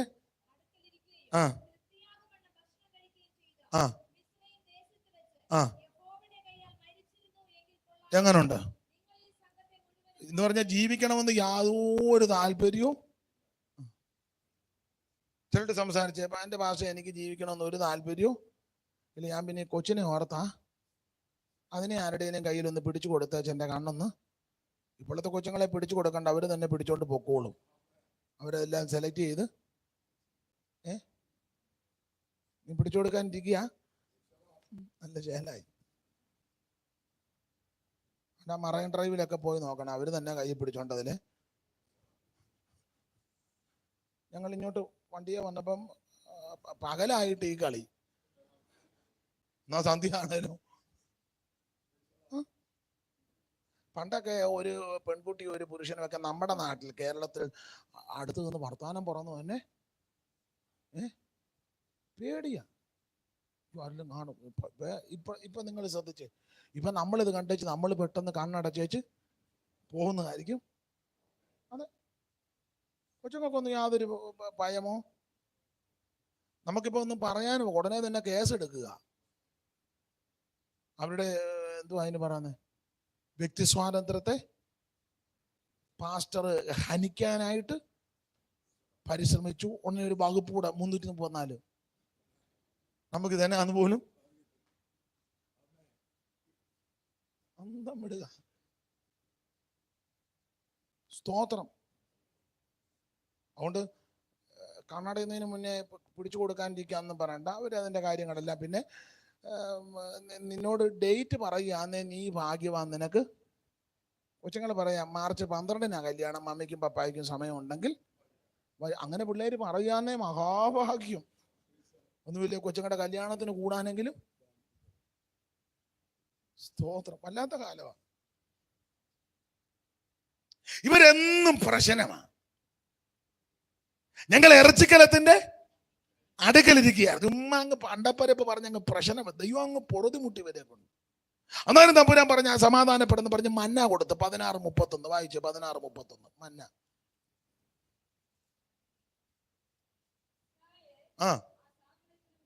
ഇസ്രായേലിൽ ആ സാധനത്തിന് മന്ന എന്ന് പേരിട്ടു. അത് കൊത്തമ്പാലരി പോലെയും വെള്ള നിറമുള്ളതും തേൻ കൂട്ടി ചേർത്ത ദോശ കൊടുത്ത് രുചി. ആ ആ ആ ആ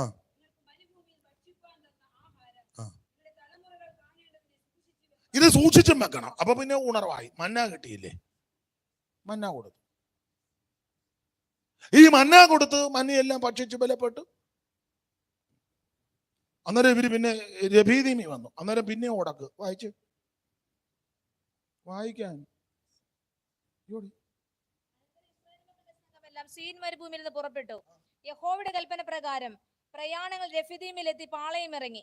അവിടെ ജനത്തിന് കുടിപ്പാൻ വെള്ളമില്ലായിരുന്നു. അതുകൊണ്ട് ജനം മോശയോട് ഞങ്ങൾക്ക് കുടിപ്പാൻ വെള്ളം തരിക എന്ന് കലഹിച്ചു പറഞ്ഞതിന് പിന്നെയും പ്രശ്നം. ഇവരുടെ സ്വഭാവമായി പറയുന്നത് രഭീതി വന്നോ പിന്നെ പ്രശ്നം, ഭയങ്കര പ്രശ്നം.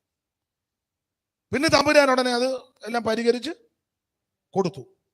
കൊടുത്തു കഴിഞ്ഞ് ഇവര് പിന്നെയും പ്രശ്നമായി. ഇവര് പ്രശ്നക്കാരാ. അവിടെ വന്ന പ്രശ്നം കഴിഞ്ഞ് പിന്നെ അത് പരിഹരിച്ച് അങ്ങോട്ട് പോയിട്ട് കഴിഞ്ഞപ്പോൾ ഇവര് പിന്നെ ഇറച്ചിക്ക് ബഹളം ഉണ്ടാക്കി. ഇറച്ചി തന്നില്ലേ കൊല്ലുവെന്നും പറഞ്ഞ് മോശയോട്. അന്നേരം മോശ ദൈവത്തോട് പറഞ്ഞ് ഇറച്ചി കൊടുത്തില്ല കൊല്ലുവെന്ന്. അമ്പരാൻ പറഞ്ഞു കൊടുത്തേക്കാം, ഇനിയിപ്പോൾ അതൊരു പ്രശ്നം വേണ്ട. രാത്രി കാറ്റടിപ്പിച്ചു, കടലിൽ കാറ്റടിപ്പിച്ചു. ദിവ്യാതന്റെ തല തകർത്തുന്ന സങ്കീർത്തനക്കാരൻ പറയുന്നത് എന്തു ആയിക്കോട്ടെ, കാടപ്പക്ഷിയെ കൊണ്ടുവന്ന് പാളകത്തിന് വേണ്ടി പറത്ത് നിർത്തി, ഒരു മട ഉയരത്ത് നിർത്തി, എത്തിപ്പിടിച്ച് ചിക്കി തിന്നാൻ പറഞ്ഞ് മുഴുവനും തിന്നു. ഇഷ്ടം പോലെ അങ്ങ് തിന്നുക. ചിലക്ക് ഇതിന് യാതൊരു കൺട്രോൾ ഇല്ലാത്തവരുണ്ട്. ഇത് കടലുമായിട്ട് ബന്ധമുണ്ടെന്ന പൊഴിയെന്നല്ലേ പറയുന്നത്. അല്ല, കടലുമായിട്ട് ബന്ധമുള്ള സ്ഥലം. ഒരുമാതിരിപ്പെട്ടതെല്ലാം പൊഴിയാ. ഇഷ്ടംപോലെ കാടപ്പക്ഷി ഇങ്ങനെ എത്തിപ്പിടിക്കുക, ചിക്കി തിന്നുക, എത്തിപ്പിടിക്കുക, ചിക്കി തിന്നുക, എത്തിപ്പിടിക്കുക, ചിക്കി തിന്നുക, എത്തിപ്പിടിക്കുക. ആ പുസ്തകത്തിൽ അങ്ങനെ എത്തിപ്പിടിച്ചു. അങ്ങനെ എഴുതി. ഇഷ്ടം പോലെ കൊടുത്തു. തിന്ന് തിന്ന് മൂക്കിക്കൂടെ ചാടി. വേറെ ഭാഗത്ത് ഓക്കാനം വന്നു. പക്ഷെ തിന്ന് ജീവിക്കുകയല്ല, തിന്ന് ചാകുകയായിരുന്നു. ഭക്ഷണം അവരുടെ വായിലിരിക്കുമ്പോൾ തന്നെ പെട്ടെന്നൊരു ബാധ വന്നു. കാരണം ഇവര് പ്രശ്നക്കാരാ, മുഴുവൻ പ്രശ്നമായി വരും. ഇന്നത്തെ ഭാഗമൊന്നും ഞാൻ എടുക്കുന്നില്ല. ഇങ്ങനെ ഇവര് പ്രശ്നമുണ്ടാക്കി. അതിനിടയ്ക്ക് ഇവര് സഭയിലും പ്രശ്നമുണ്ടാക്കി. മോശയ്ക്കും അഹരോനും വിരോധമായിട്ട് സഭ ഇങ്ങനെ കൂടിക്കൊണ്ട് നിന്നമാര് പ്രശ്നം ഉണ്ടാക്കി, ഭയങ്കര അസ്വസ്ഥത ഉണ്ടാക്കുക. മോശയ്ക്കും അഹരോനും വിരോധമായിട്ട് കൂട്ടായ്മ കൂടിയെന്നല്ല എഴുതിയേക്കുന്നത്, കൂട്ടം കൂടിയെന്ന്. വായിച്ചേ സംഖ്യാപുസ്തകം 16 എടുത്ത്. സംഖ്യ 16. കൂട്ടായ്മ കൂടുകയായിരുന്നെങ്കിൽ ആട്ടെ, ഇവര് കൂട്ടായ്മ കൂടിയല്ലോ, നല്ല കാര്യം. ഇത് കൂട്ടായ്മയല്ല, കൂട്ടം കൂടിയെന്ന.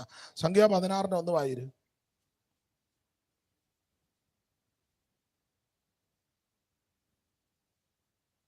ഇല്ലേ?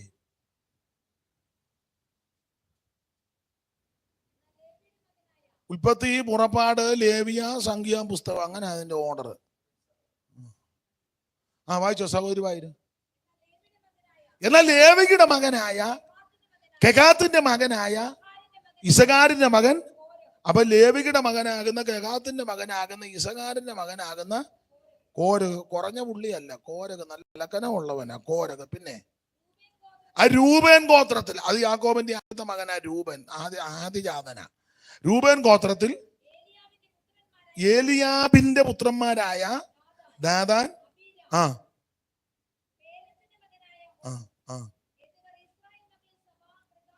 സഭാപ്രധാനികള് സംഘ സദസ്യന്മാരുമായ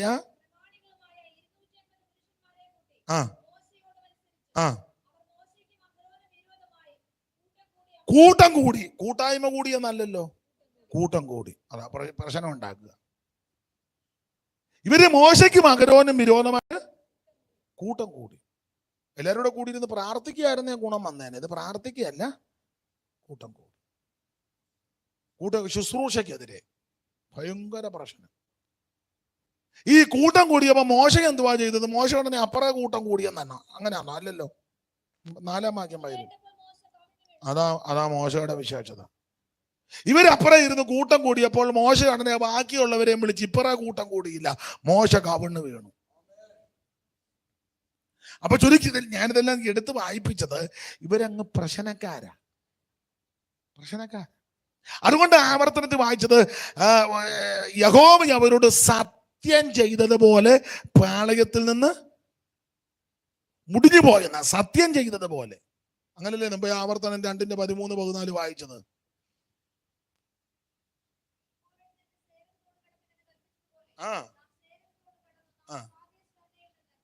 ഞാൻ കാരേശ് പറഞ്ഞ പുറപ്പെട്ടത് മുതൽ സേരേതത്തോട് കിടക്കുമ്പോഴുള്ള കാലം 38 സംവത്സരമായിരുന്നു. അതിനിടയിൽ യഹോവ അവരോട് സത്യം ചെയ്തതുപോലെ മുടിഞ്ഞു പോയി. അപ്പൊ സത്യം ചെയ്തതുപോലെ മുടിഞ്ഞെന്ന, സത്യം ചെയ്യാൻ കാര്യം അങ്ങ് പൊറുതി മുട്ടി. എവരെ കൊണ്ടങ്ങ് എന്നും പ്രശ്നമാണ്.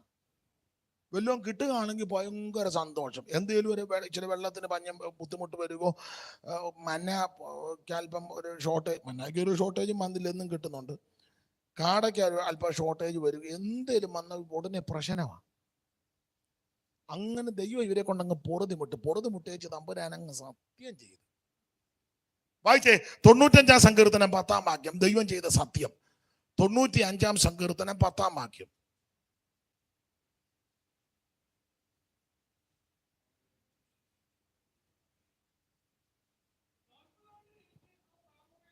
ആ 40 ആണ്ട് എനിക്ക് ആ തലമുറയോട് നീരസം ഉണ്ടായിരുന്നവർ തെറ്റിപ്പോകുന്ന ഹൃദയമുള്ള ജനമെന്നും എന്റെ വഴികളെ അറിഞ്ഞിട്ടില്ലാത്തവരെന്നും പറഞ്ഞു.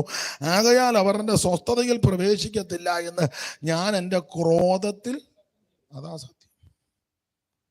40 ആണ്ട് എനിക്ക് ആ തലമുറയോട് നീരസം. 40 കൊല്ലം, 1-2 കൊല്ലമല്ല, ഒന്നും വഹിക്കാൻ പറ്റുകയില്ല. 40 ആണ്ട് എനിക്ക് ആ തലമുറയോട് നീരസമുണ്ട്, അവർ തെറ്റിപ്പോകുന്ന ഹൃദയമുള്ള ജനം. അപ്പൊ ഇവരുടെ ഹൃദയം അങ്ങനെ തെറ്റിപ്പോകുന്ന. ഈ 95-ാം സങ്കീർത്തനം 10-ാം വാക്യത്തിൽ തെറ്റിപ്പോകുന്ന ഹൃദയമെന്ന, അത് നമുക്ക് ന്യായമായിട്ട് ചിന്തിക്കുമ്പോൾ തെറ്റിപ്പോയി. എന്നാൽ ഈ വിഷയം പൗലോസ്ലീഹ എടുത്ത് പറയാ തെറ്റിപ്പോകുന്ന ഹൃദയമെന്നില്ല, എപ്പോഴും തെറ്റിപ്പോകുന്നെന്ന്. വല്ലപ്പോഴും വന്ന് തെറ്റുകാന്നെ ചേട്ടന്റെ മോടെ കല്യാണം, വീട്ടുകാരെല്ലാം കൂടെ കൂടി. അപ്പൊ അനിയനെയും കൂടെ വിളിച്ചു, അനിയത്തെയും വിളിച്ചു, എല്ലാവരും കൂടെ കൂടി.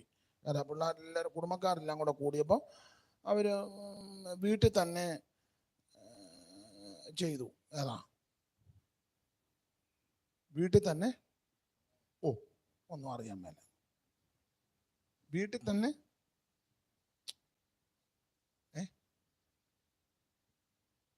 വീട്ടിൽ തന്നെ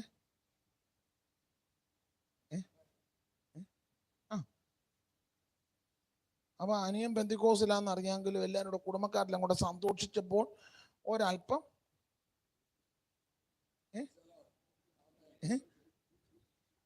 പറ.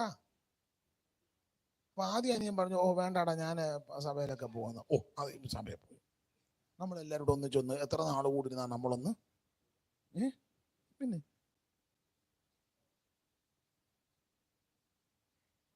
കർത്താവും കാനായി വെച്ച്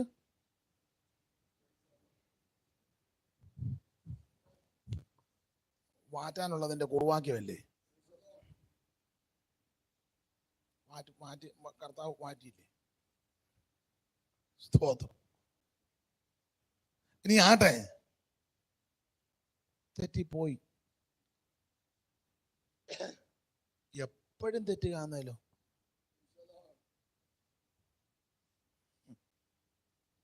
തൊണ്ണൂറ്റിയഞ്ചാം സങ്കീർത്തനത്തിൽ തെറ്റിപ്പോകുന്ന ഹൃദയമെന്ന അങ്ങനെ ഒന്നുകൂടെ വായിച്ചാ. എനിക്ക് ആ തലമുറയോട് നീരസമുണ്ടായിരുന്നു. അവർ തെറ്റിപ്പോകുന്ന ഹൃദയമുള്ളൊരു ജനം എന്നും. അവർ തെറ്റിപ്പോകുന്ന ഹൃദയമുള്ള ജനം, അങ്ങനെ ഇവിടെ. എന്നാൽ പൗലോസ്ലീഹ ഈ വിഷയം എടുത്തു പറഞ്ഞപ്പോൾ തെറ്റിപ്പോകുന്ന ഹൃദയം എന്നല്ല, എപ്പോഴും തെറ്റിപ്പോകുന്നെന്ന്. അങ്ങനെ വായിച്ച എബ്രായ ലേഖനം 3:10, എബ്രായർ 3:10.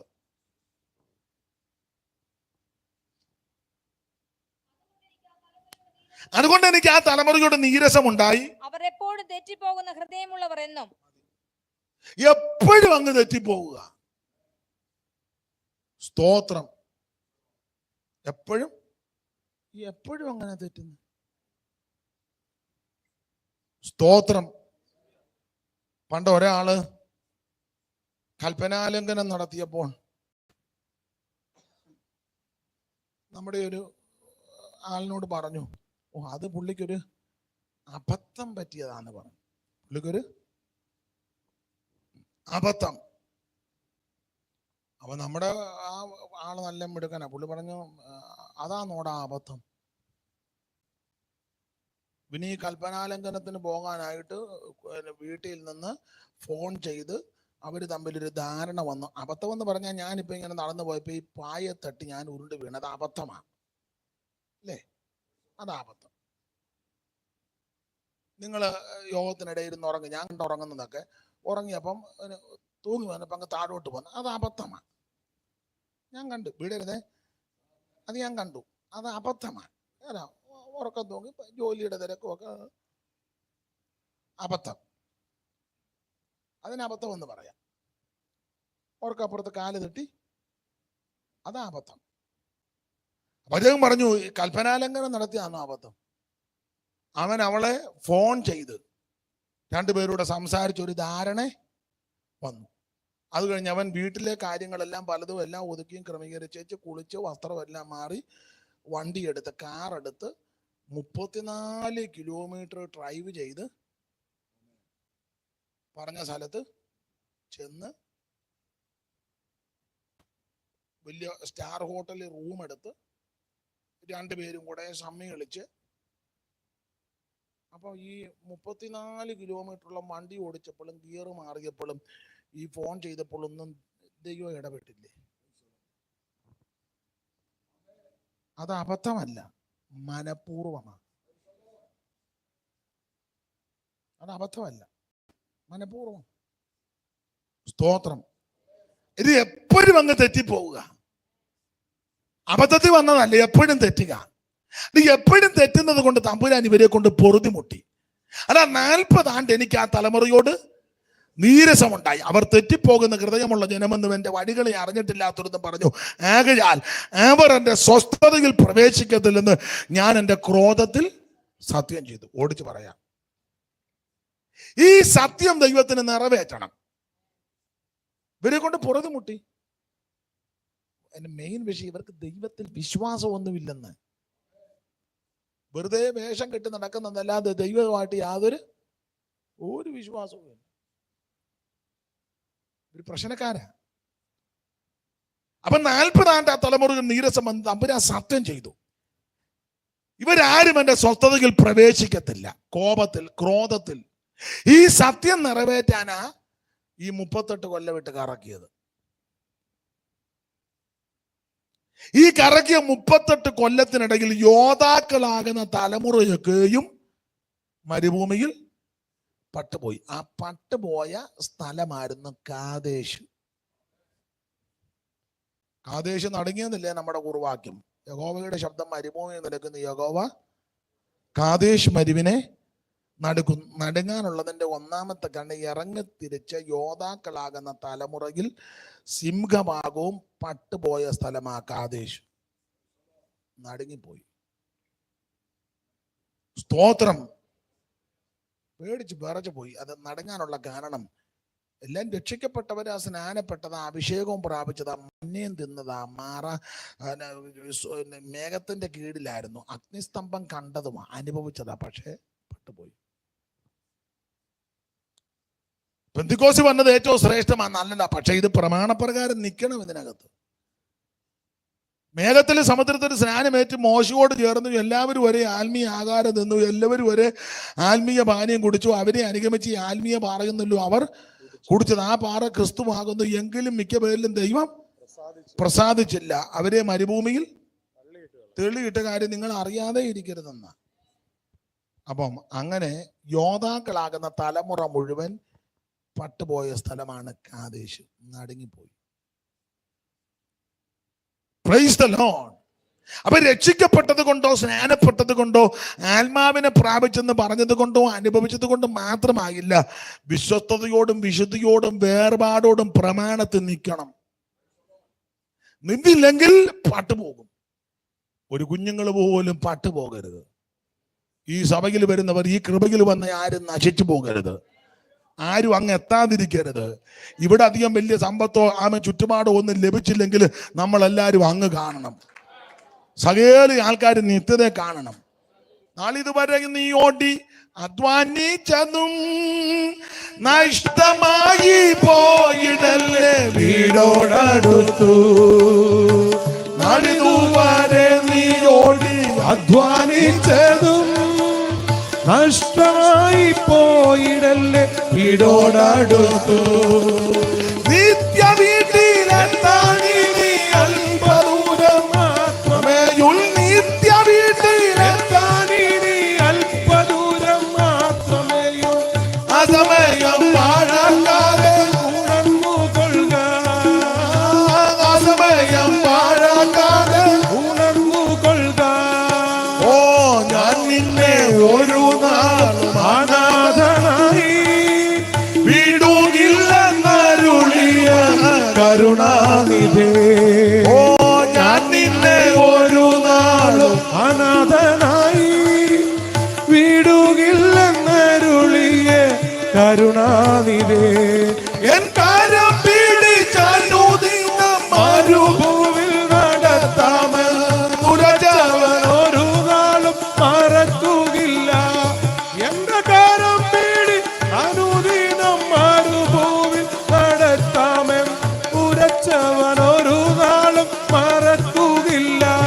കരമുയർത്ത് ദൈവത്തിന് മഹത്വം കൊടുക്കാം. അപ്പൊ ഈ സ്ഥലം കാദേശ് നടുങ്ങാനുള്ള ഒന്നാമത്തെ കാരണം ഇറങ്ങിത്തിരിച്ചവരിൽ യോദ്ധാക്കളാകുന്ന തലമുറ മുഴുവൻ പട്ടുപോയി, നടുങ്ങി.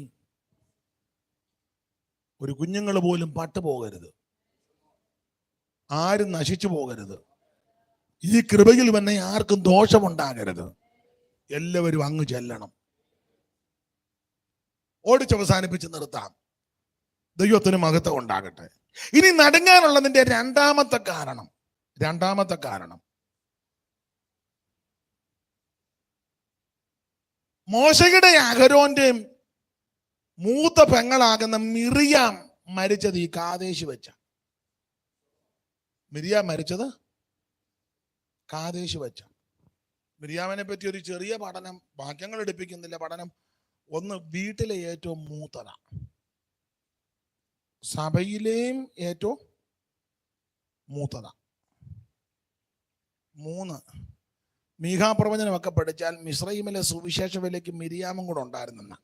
ഇങ്ങനെ വാക്കിയത്, ഞാൻ മോശേനെയും അഹരോനെയും മിരിയാമിനെയും നിന്റെ അടുക്കൽ അയച്ചെന്ന. അപ്പൊ സുവിശേഷ വേലയ്ക്കും അമ്മാമ്മ ഫ്രണ്ടിലുണ്ടായിരുന്നു. അമ്മാമ്മ ഒറ്റയ്ക്ക് പരസ്യയോഗം നടത്തും, കൺവെൻഷന് പ്രസംഗിക്കും, അമ്മാമ്മ സ്റ്റേജിൽ കയറി പാട്ട് പാടും. നല്ല കാര്യം. അപ്പം മുൻപന്തിയിലായിരുന്നു. വീട്ടിലെ മൂത്തത്, സഭയിലെ മൂത്തത്, സുവിശേഷ വേലയ്ക്കും മുൻപില്. പിന്നെ പ്രവാചകയായിരുന്നു. കാരണം അഹരോന്റെ സഹോദരി മിരിയാം എന്ന അമ്മയ്ക്ക് പ്രവചനം ഉണ്ടായിരുന്നു. പിന്നെ സോദരി സമാജത്തിന്റെ പ്രസിഡന്റ് ആകാനാ സാധ്യത. അതുകൊണ്ട് അക്കരെ കയറിയപ്പോ അമ്മാമ്മ ആദ്യം തപ്പെടുത്ത്. അപ്പം സോദരി സമാജത്തിന്റെ പ്രസിഡന്റ്. അമ്മാമ്മ ചെറിയ ആളല്ല, അമ്മാമ്മ മെയിൻ അമ്മാമ്മയായിരുന്നു. മെയിൻ അമ്മാമ്മയായതുകൊണ്ട് ഇടയ്ക്ക് ഒരു ചെറിയ പ്രശ്നം ഉണ്ടായപ്പോൾ അമ്മാമ്മയ്ക്ക് കുഷ്ഠരോഗം. അപ്പം ഉടനെ സഭയായിട്ട് പറഞ്ഞു, ഇനി യാത്ര ചെയ്യണ്ട, അമ്മാമ്മയുടെ പ്രശ്നം തീർന്നു കഴിഞ്ഞിട്ട് നമുക്കിനി പറ അപ്പൊ അമ്മാമ്മ മെയിനാ.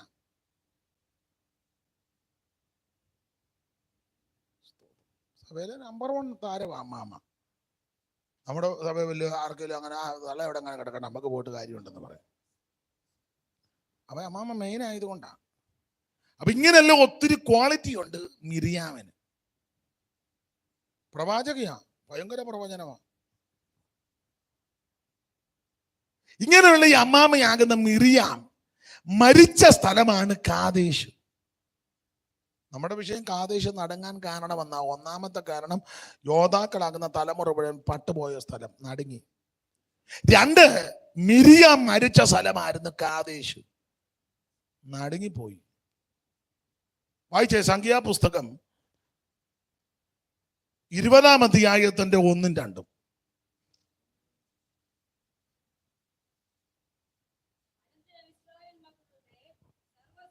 അനന്തരം ഇസ്രായേൽ മക്കളുടെ സർവ്വസഭയും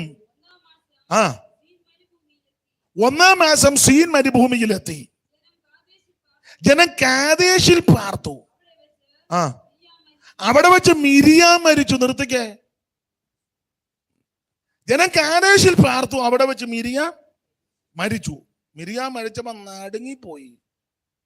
അതാ നീ യഹോവയുടെ ശബ്ദം മരുഭൂമി നടക്കുന്ന യഹോവ കാദേശ് മരുവിനെ നടക്കുന്നു എന്ന് പറഞ്ഞ മിരിയാമിന്റെ മരണത്തോടു കൂടി ഇത് പിന്നെ നടുങ്ങി, പേടിച്ചു പോയി. അതന്നെ മിരിയാമിന്റെ മരണത്തിൽ കാദേശ് നടുങ്ങാൻ കാരണം. ഒരു എന്താ പറയാം, ആ വാക്യം വായിച്ചാൽ പെട്ടെന്ന് മനസ്സിലാകും നടുങ്ങാനുള്ള കാരണം. ഷിനു വായിച്ചേ ഇത് ബൈബിള്. എന്നാ വേണ്ട, അവിടെ എന്ത് പൊന്നെ ചൈനി പിന്നെ ഇനി വായിക്കുന്നത് ശരിയാകുക. മിരിയാമിന്റെ മരണത്തിൽ കാദേശ് നടുങ്ങി. മിരിയാം ആരാ? കുടുംബത്തിലെ മൂത്തത്, സഭയിലെ മൂത്തത്, സഹോദരി സമാജത്തിന്റെ പ്രസിഡന്റ്, സുവിശേഷ വേലയ്ക്ക് മുൻപില് മെയിൻ അമ്മാമ്മ, പ്രവാചക, എന്തെല്ലാം ക്വാളിറ്റിയാ. പക്ഷെ അമ്മാമ്മ മരിച്ചത് കാദേശ് വെച്ചാ നടുങ്ങി. നടുങ്ങാനുള്ളതിന്റെ കാരണവും കൂടെ പറയാം. ഈ പ്രവാചകയായ മൂപ്പത്തിയാകുന്ന മെയിൻ അമ്മാമ്മ മരിച്ചപ്പോൾ നടുങ്ങാൻ കാരണം, ആ വാക്യം ഒന്നുകൂടെ വായിച്ചാൽ നടുങ്ങാനുള്ള കാരണം അവിടെ തന്നെ എഴുതിയിട്ടുണ്ട്. ഒന്നുകൂടെ വായിച്ചേ. അല്ലല്ല, ഒന്നുകൂടെ ചേർത്ത്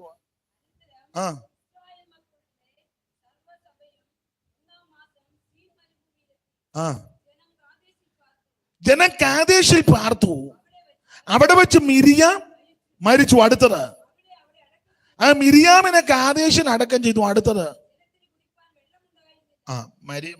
മരിച്ചത് നടുങ്ങാൻ കാരണം ഈ വേദപുസ്തകം പഠിക്കുന്നവർ പറയുന്നത് മിരിയാം മരിച്ചപ്പോ കാദേശ് നടുങ്ങി. മിരിയാം വെള്ളമിറങ്ങാതാ മരിച്ചത്.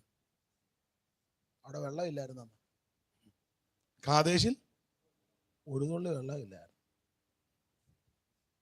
നമ്പർ 1 പ്രവാചകയാ, സഭയിലെ മൂപ്പത്തിയാ, കുടുംബത്തിലെ മൂപ്പത്തിയാ. സുവിശേഷ വേലയ്ക്കും അമ്മാമ്മ ഫ്രണ്ടിലായിരുന്നു. പക്ഷെ ചത്തത് അങ്ങനെ വെള്ളമിറങ്ങ. ഞാൻ ഈ ഭാഗമൊക്കെ പറയുമ്പോ എനിക്ക് ഭയമാ, പക്ഷെ പറയാതിരിക്കാനൊക്കത്തില്ല. പേടിച്ചാ ഇത് പറയുന്നത്. എന്റെ ഗതി എങ്ങനെയാന്നുള്ള ചിന്തയിലാണ് ഞാനിത് പറയുന്നത്. അതെ, ഞാൻ ഭയത്തോടാ പറയാം. ഇത് പറയുമ്പോ എനിക്ക് ഭയമാ. വീട്ടിലെയും സഭയിലെയും എല്ലാ മൂപ്പത്തിയും സുവിശേഷ വേലയ്ക്ക് മുൻപത്തിയിലും പ്രവാചക അവര് വെള്ളം ഇറങ്ങാതെ മരിച്ചു. അപ്പൊ ഇത് പറയുമ്പോൾ ഞാൻ വളരെ പേടിച്ചാ ഇത് പറയുന്നത്. ഇതെന്തിനാന്ന് ചോദിച്ചാൽ നമുക്ക് ആ ഗതി വരരുത്. നമ്മുടെ ജീവിതത്തിൽ ക്രമീകരണമോ രൂപാന്തരമോ ഗുണീകരണം വരുത്തണേ വരുത്തി ക്രമപ്പെട്ടോണമെന്നായി പറഞ്ഞത്. വെള്ളം ഇറങ്ങാനാ മരിച്ചത്. ഇപ്പൊ ഈ മിരിയാം മരിക്കുന്നത് പോലെ അല്ലെങ്കിലും കാദേശ് വെച്ച് അല്ലെങ്കിലും നമ്മുടെ പെന്തിക്കോസുകാരി സിംഹഭാഗം ആൾക്കാരും വെള്ളം ഇറങ്ങാതെ ഇല്ലേ? അതെ, കാദേശിൽ പോകണമെന്നേ ഉള്ളൂ. മെഡിക്കൽ വലിയ വലിയ എന്തുവാ വലിയ ഹോസ്പിറ്റലിൽ ചെന്നാൽ മതി. മെഡിക്കൽ കോളേജിലൊക്കെ ആണെങ്കിൽ അവർ അവസാനം മെയിൻ ഡോക്ടർമാർക്ക് അറിയാം ഇനി അധിക സമയം കാണുകയില്ല. അവർ പറയാം കയറി കാണണം, കയറി കണ്ടു, അല്ലെ അവർ ഇറക്കി തരും, ഇത് നമ്മളെ കയറ്റി കാണിക്കും. ഞങ്ങളുടെ ഒരു കൊച്ചമ്മ മരിക്കാൻ നേരത്ത് ഞാൻ ചെന്ന് കണ്ടു. ഒരു വലിയ വലിയ ഹോസ്പിറ്റലൊന്നും ഇപ്പൊ ഈ ആശുപത്രി എല്ലാം ബിസിനസ് അല്ലേ. അതൊരു ശുശ്രൂഷ നല്ലതാണെങ്കിലും സിംഹഭാഗം ആൾക്കാരും ഇത് ബിസിനസ്സാ. ഒരാൾക്ക് വയ്യാതെ കൊണ്ട് ചെന്ന് ചെന്നപ്പോഴേ മരിച്ചു, എന്നാലും അവരുടെ കയ്യിൽ കിട്ടിയതല്ലേ. അവരുടനെ നേരെ സ്ട്രക്ചറെ കടത്തി നേരെ അങ്ങ് ഐസിയിലോട്ട് കയറ്റി. ഉടനെ നമ്മളെ കൊണ്ട് പേര് എഴുതി ഒപ്പിട്ടു. അപ്പൊ നമ്മൾ ചോദിക്കും എങ്ങനുണ്ട്? ഒന്നും പറയാറായിട്ടില്ല, കാരണം അവർക്ക് കുറച്ച് കാശ് വേണം, അതുകൊണ്ട് ഒന്നും ഇപ്പം പറയാറായിട്ട് അവരവിടെ നിന്ന് തീരുമാനിക്കുക എങ്ങനെ നമുക്ക് ഇതിനെ വെച്ച് കുറച്ച് കാശ് ഉണ്ടാക്കണോ അതോ എങ്ങനെയാണ്. അതാ പറഞ്ഞു ഒന്നും പറയാറായിട്ടില്ല. നമ്മളൊരു 15 പേര് വെളിയിൽ നിൽക്കുക, ആശുപത്രിയുടെ വെളിയിൽ കൊതുകടിയും കൊണ്ട്. കുറച്ച് കഴിഞ്ഞപ്പോൾ അവിടുന്ന് അനൗൺസ് ചെയ്തു, പിന്നെ ക്ലമന്റിന്റെ കൂടെ വന്ന ആരേലും 17 എണ്ണം അവിടെ നിൽക്കുക, പാസ്റ്റർ സഹിതം. ക്ലമന്റ് പിന്നെ ഒന്ന് നമ്മൾ ഓടി വാതൊക്കെ ചെന്നോണ്ട് ചോദിച്ചു ആരൊക്കെയാ വന്നിരിക്കുന്നത്? ഞാൻ പാസ്റ്റർ. ഇതാരാ? അത് പുള്ളിയുടെ അളിയനാ. എന്തുവാ ഡോക്ടർ? മിക്കവാറും ഒരു 7 കുപ്പി രക്തം വേണ്ടി. ഒന്ന് നമ്മൾ വന്ന് അറിയാവുന്ന മുഴുവൻ സ്ഥലത്തും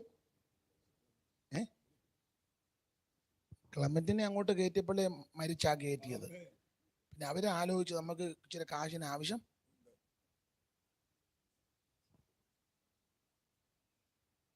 നമ്മൾ വിളിച്ചെല്ലാം ക്രമപ്പെടുത്തി. ഉടനെ പിന്നെ അവർ വിളിച്ചു ക്ലമന്റിന്റെ ആള്. പിന്നെ നമ്മൾ ഓടിച്ചെന്നു, ഡോക്ടർ എങ്ങനുണ്ട്? ഒന്നും പറയാറായിട്ടില്ല, വലത്തെ കാല് ചെറുതായിട്ടൊന്ന് അനക്കി. നമുക്ക് പ്രതീക്ഷയ്ക്ക് വക തരിക. ഉടനെ നമ്മൾ പറയും എങ്ങനെങ്കിലും ഡോക്ടറെ രക്ഷപ്പെടുത്താം, അതിന് എന്ത് വേണേലും ചെയ്യാം. ഈ ചിലടത്ത് ഇവിടെ പിന്നെ അത്ര ചിലടത്ത് ചെല്ലുമ്പോഴേ ലോഗ്യം ചോദിക്കുന്നത് പോലെ പേരെന്നെ പേര് എന്തൊരു പേര് പറഞ്ഞു. തിരുവിതാംകൂറിലാണെങ്കിൽ സെൻട്രൽ ട്രാവൻകൂറിൽ വെച്ച് വന്ന പേര് അവറാച്ചൻ, ഇൻഷ്യല് KM അവറാച്ചൻ. കൂടെ ആര് വന്നിട്ടുണ്ട്? കൂടെ വൈഫ് വന്നിട്ടുണ്ട്. വിളിച്ചാട്ടെ വൈഫ് പേരെന്നെ അച്ചാമ്മ അവറ. പിന്നെ എഴുതി മക്കളുണ്ടോ? ഈ ചെല്ല് ഈ ഗവൺമെന്റിന് പറയും ഉണ്ട്. എത്ര പേരാ? 7 പേര്. പിന്നെ അവർ ഡോക്ടർ നമ്മൾ പറഞ്ഞ നല്ല ഡോക്ടർ കേട്ടോ, എല്ലാ കാര്യവും പുള്ളി. വേറെ കാര്യമുണ്ട് അതിനാ. നമ്മൾ പറയും 7 പിള്ളേര്. എവിടെ അവര്? മൂത്തവൻ കാനഡ. അപ്പൊ അവര് മനസ്സിലായി നമ്മുടെ ബിൽഡിംഗ് പണിക്ക് അവറാച്ചനെ നമുക്കൊന്ന്. രണ്ടാമത്തെ ആള് ന്യൂസിലൻഡില്. അവരും ഇത്ര ഒരെണ്ണത്തിന് കിട്ടാനായിട്ട് നമ്മള്. മൂന്നാമത്തെ ആള് ന്യൂയോർക്കില്. നാലാമത്തത് മോള. അവളെ കണ്ണൂര് കെട്ടിച്ച കണ്ണൂർ ടൗണെല്ലാം അവരുടെ പേരിലുള്ളതാ. ഡോക്ടർ കണ്ണൂർ നമ്മുടെ ആ 7 നില ബിൽഡിംഗ് അതാ പറഞ്ഞ അവരുടെ പാരഡൈസ്. പാരഡൈസിന്റെ ഓണറാണോ അച്ചായന്റെ മരുമകൻ? പിന്നെ അച്ചായൻ ഒന്നുകൂടെ ഒന്ന് വിരിഞ്ഞു നന്നായിട്ടൊന്ന്. ഞാനിതിന്റെ ഉദാഹരണമാണ്. 7 പേരുടെയും ചരിത്രം. കൊച്ചുമക്കളുണ്ടോ? കൊച്ചുമക്കള് 14 എണ്ണം, അതിൽ 12 എണ്ണം ഡോക്ടേഴ്സ് വിദേശത്ത്. അപ്പൊ എങ്ങനെയാ വന്നേ? ഡ്രൈവറുണ്ട്. ഏത് വണ്ടിയല്ല, ഓടി.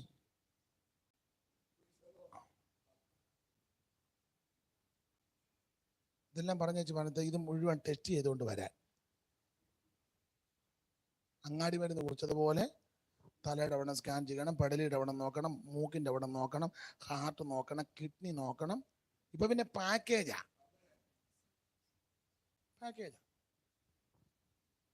ഇതെല്ലാം ചെയ്ത് നോക്കുമ്പം ഈ കൃത്രിമം നിങ്ങൾ ശ്രദ്ധിച്ചോണം.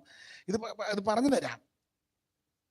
ഉടനെ പിന്നെ നമ്മൾ റിപ്പോർട്ടുമായിട്ട് ചെന്നോണ്ട് സ്കാൻ ചെയ്തതിൻ്റെ എല്ലാം ഒന്ന് ഇത് 1,00,000 പേർക്ക് വരുന്ന രോഗമാണ് അവറാച്ചാൻ. ഇത് 1,00,000 പേരിൽ 2 പേർക്ക് അസാധാരണ രോഗം. അവറാച്ച ഞാൻ ഭാഗ്യവാൻ. പിന്നെ ഇപ്പോഴത്തെ ട്രിക്ക് കണ്ടില്ലേ, ഇത് എനിക്കതിന്റെ കണക്കും രീതി അറിയാൻ മേലാത്തതുകൊണ്ട് ഞാനങ്ങ് പറയാം. എൻ്റെ ഈ നിങ്ങൾ എന്ത് ചെയ്യാൻ കുരുക്ക് പൂത്തിയാ ആയിക്കോട്ടെ. ഇത് പിന്നെ 10,00,000 വേണ്ടത് അണുക്കള്. പക്ഷെ അവറാച്ചന് 3,500 ഉള്ളൂ. 10,00,000 കയറണ്ടേ? ഇതൊക്കെ ബിസിനസ്സാണ്. നിങ്ങൾ ശ്രദ്ധിച്ച് പ്രഗ്നന്റ് ആയിട്ടൊന്ന് ചെന്നേ സ്ത്രീകളെ ഒന്ന് അന്ന് മുതൽ അങ്ങ് സ്കാനിങ്ങാ. ഇതിനകത്ത് തന്നെ കല്ലും കട്ടയും കിടക്കുകയാണോ,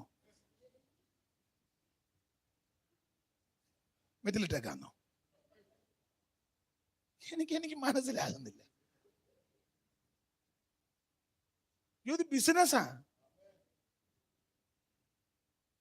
അവന് ഉടനെ അവിടെ കൂടും പിടിച്ചോണ്ട് അവിടെ പുറം നടക്കുക. അവനെങ്ങനെ നടക്കാൻ അല്പം വൈകിയാണെ അവള് നോക്കും. അവനോ ഞാനിതൊക്കെ ശ്രദ്ധിക്കും. ഈ പലരെ കാണാനൊക്കെ ആശുപത്രി ചെല്ലുമ്പോഴേ ഞാനിതെല്ലാം നോട്ട് ചെയ്യും. ഇപ്പൊ അവന് വന്ന ഗതികേട്. അവിടെ കൊടുക്കുന്ന കുറിപ്പെല്ലാം അവനിലോട്ട് കൊടുക്കണം. അവൻ ഓടുക, കാല് ബന്ധ നായെ പോലെ. അവൻ താഴോട്ടിറങ്ങി കയറി മേളിൽ കയറി വന്ന് അതുകൊണ്ട് കൊടുത്ത് അവൾ ആ കസേര സുഖമായിട്ട് അവിടെ ഇരിക്കുക. നിങ്ങൾ കണ്ടിട്ടില്ലേ? ഡോക്ടർ പറഞ്ഞ ഒരു കാരണവശാലും അനങ്ങരുത്. സ്വാമി ഇരിക്കുമ്പോൾ അവള് 4-ാം നില ചെന്നു, 7-ാം നില കയറി. അത് ഞാൻ പറഞ്ഞു ഇവിടെ പരിശോധിക്കുകയില്ല. റോഡിന് വെളിയിലെ ഡോക്ടർമാർ പറയും റോഡിന് വെളിയിലെ വലത്തോട്ട് നടക്കുമ്പോൾ 3-ാമത്തെ സ്ഥലത്ത്, കാരണം ഇവർ തമ്മിൽ ധാരണയുള്ളതാണ്. റോഡിന് നമ്മൾ സാറേ ഇത് എവിടെ? റോഡിന് വെളിയിൽ ഇറങ്ങിയിട്ട് വലത്തോട്ട് നടക്കുമ്പം 3-ാമത്തെ സ്കാനിങ് സെന്റർ അവിടെ വേണം. അവിടുത്തെ റിപ്പോർട്ടാണ് എൻ്റെ ബിസിനസ് ആയതല്ല. അതെ, ഞാൻ തമാശ പറഞ്ഞതല്ല. മറ്റേ പുള്ളി അപ്പം വേറൊരു പുള്ളി അകത്തിട്ടിരിക്കുക. ഏതാ? ക്ലമന്റിനെ. അത് മറക്കരുത്. ക്ലമന്റ്. നമ്മൾ ചോദിച്ചു എങ്ങനെയുണ്ട് ഡോക്ടറെ? 15 പേരാ വാർക്കുന്നത്. വലത്തെ കാല് ചെറുതായിട്ടൊന്ന്. ഇവിടെ നമ്മൾ പറഞ്ഞ് എന്ത് വില കൊടുത്തും പുള്ളിയുടെ ജീവൻ വഴി വെച്ചേ പോയതാ. പിന്നെ അങ്ങോട്ട് പിറ്റേ ദിവസം നമ്മൾ ചോദിച്ചു എന്തുവായി? ഒന്നും പറയാറായിട്ടില്ല. വെന്റിലേറ്ററില്ല. ഒന്ന് കാണാൻ പറ്റുമോ? ഇല്ല, കാണിക്കത്തില്ല. കാണിക്കും. ഒരു കാരണവശാലും നമ്മൾ പിന്നെ വാ വിട്ട് അലച്ച് വിളിച്ച് MLA വിളിച്ചു, വാർഡ് മെമ്പറെ വിളിച്ചു, വാർഡ് മെമ്പർ പഞ്ചായത്ത് പ്രസിഡന്റിനെ വിളിച്ചു, പഞ്ചായത്ത് പ്രസിഡന്റ് MLA വിളിച്ചു. MLAയുടെ പ്രത്യേക റിസ്കിൽ പറഞ്ഞു ഒരു നോക്കെങ്കിലും വന്ന്.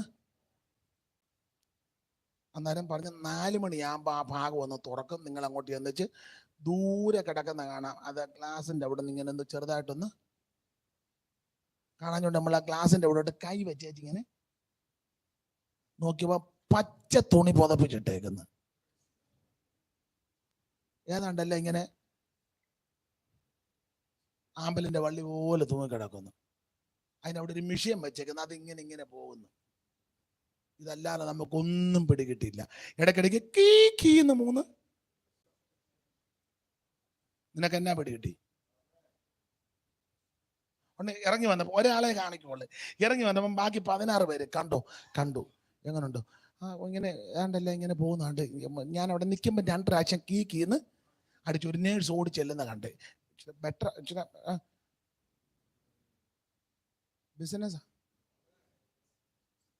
ബിസിനസ്സായത്. 2 ദിവസം കഴിഞ്ഞപ്പോൾ ചോദിച്ചു എങ്ങനുണ്ട്? പ്രതികരിക്കുന്നില്ല.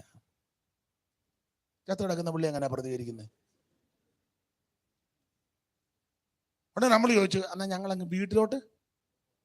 ഉടനെ ഡോക്ടർ അങ്ങനെ വിടത്തില്ല, കൊണ്ടുപോകുന്ന സമയത്ത് എന്തേലും എമർജൻസി വന്നാൽ ഒന്ന് ഇത് ഇണക്കാൻ, കാരണം ഇവിടെ ഞങ്ങളെല്ലാം ഇണക്കി വെച്ചിരിക്കുക. നിങ്ങൾക്ക് മനസ്സിലാകുന്നുണ്ടോ? മുഴുവൻ ബിസിനസ്. ഞാൻ ഒരു കാര്യം പറയാം, എല്ലാവരും യോജിക്കത്തില്ല കേട്ടോ. എന്നിട്ട് മനുഷ്യരനെ കുഴപ്പമില്ല, അവർ പറയാ പിറ്റേ ദിവസം ചെന്നപ്പോ എങ്ങനെയുണ്ട്, കണ്ണ് ചെറുതായിട്ടൊന്ന് തുറന്നു. അപ്പൊ നമുക്ക് പിന്നെയും പ്രതീക്ഷയ്ക്ക് വക തരിക. അപ്പൊ നമ്മൾ ഇല്ലാത്ത കാശ് എവിടുന്നേലും ആധാരം പണയം വെച്ചാന്നേലും. എന്ന് ഞാൻ ദൈവമക്കളോടൊരു കാര്യം പറയാം, ദൈവമക്കളോട് ഇങ്ങനെയുള്ള സീരിയസ് കേസുമായിട്ട് ചെല്ലുമ്പോൾ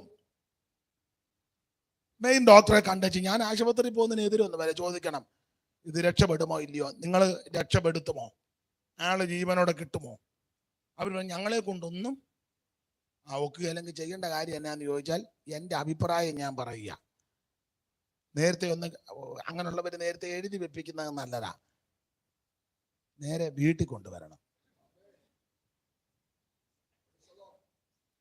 ദൈവമക്കളും ദൈവസേനയും കൂടെ ഒന്നിച്ചു കൂടണം. എൻ്റെ അഭിപ്രായമായി പറയാം, നിങ്ങൾ യോജിക്കുകയല്ലെന്ന് എനിക്കറിയാം. എല്ലാവരുടെ മുഴങ്കാലിലിരുന്ന് ഈ രോഗിയായ ആളിനെ നടുക്ക് വെച്ച് തമ്പൂറുമൊക്കെ അടിച്ച് പാട്ട് പാടി ആത്മാവിൽ നിറയണം. ദൈവം ആയുസിട്ടിട്ടുണ്ടെങ്കിൽ ഈ യോഗം കഴിയുമ്പോൾ ആൾ എഴുന്നേക്കും. അതല്ല ദൈവസന്നിധി ചേർക്കപ്പെടുന്നത് ദൈവത്തിന്റെ ഹിതമാണെങ്കിൽ ഇച്ചിരി വെള്ളം ഒഴിച്ചു കൊടുത്ത് വാക്യവും പറഞ്ഞ് പാട്ടും പാടി നല്ല അന്തരീക്ഷത്തിൽ പോകണം. മനസ്സിലാകുന്നോ? ഇത് അതിനകത്ത് കിടന്ന് ആര് വെള്ളം കൊടുക്കാനാ? മിരിയാൻ മരിച്ച പോലെ മരിക്കും. വെള്ളം ഇറങ്ങിയല്ല മരിക്കും. സ്തോത്രം. ഞാൻ അങ്ങ് നിർത്തുക. കാദേശ് നടുങ്ങാനുള്ള ഒന്നാമത്തെ കാരണം യോദ്ധാക്കളെല്ലാം പട്ടുപോയ സ്ഥലം. 2 മിരിയാം മരിച്ച സ്ഥലമാണ് കാദേശ്. 3 അഹരോൻ മരിച്ച സ്ഥലവും കാദേശ്. അത് നാളെ പറയാം. ഓക്കെ, നാളെ പറയാം. എല്ലാവരും കണ്ണടച്ച് പ്രാർത്ഥിക്കാം. ആരും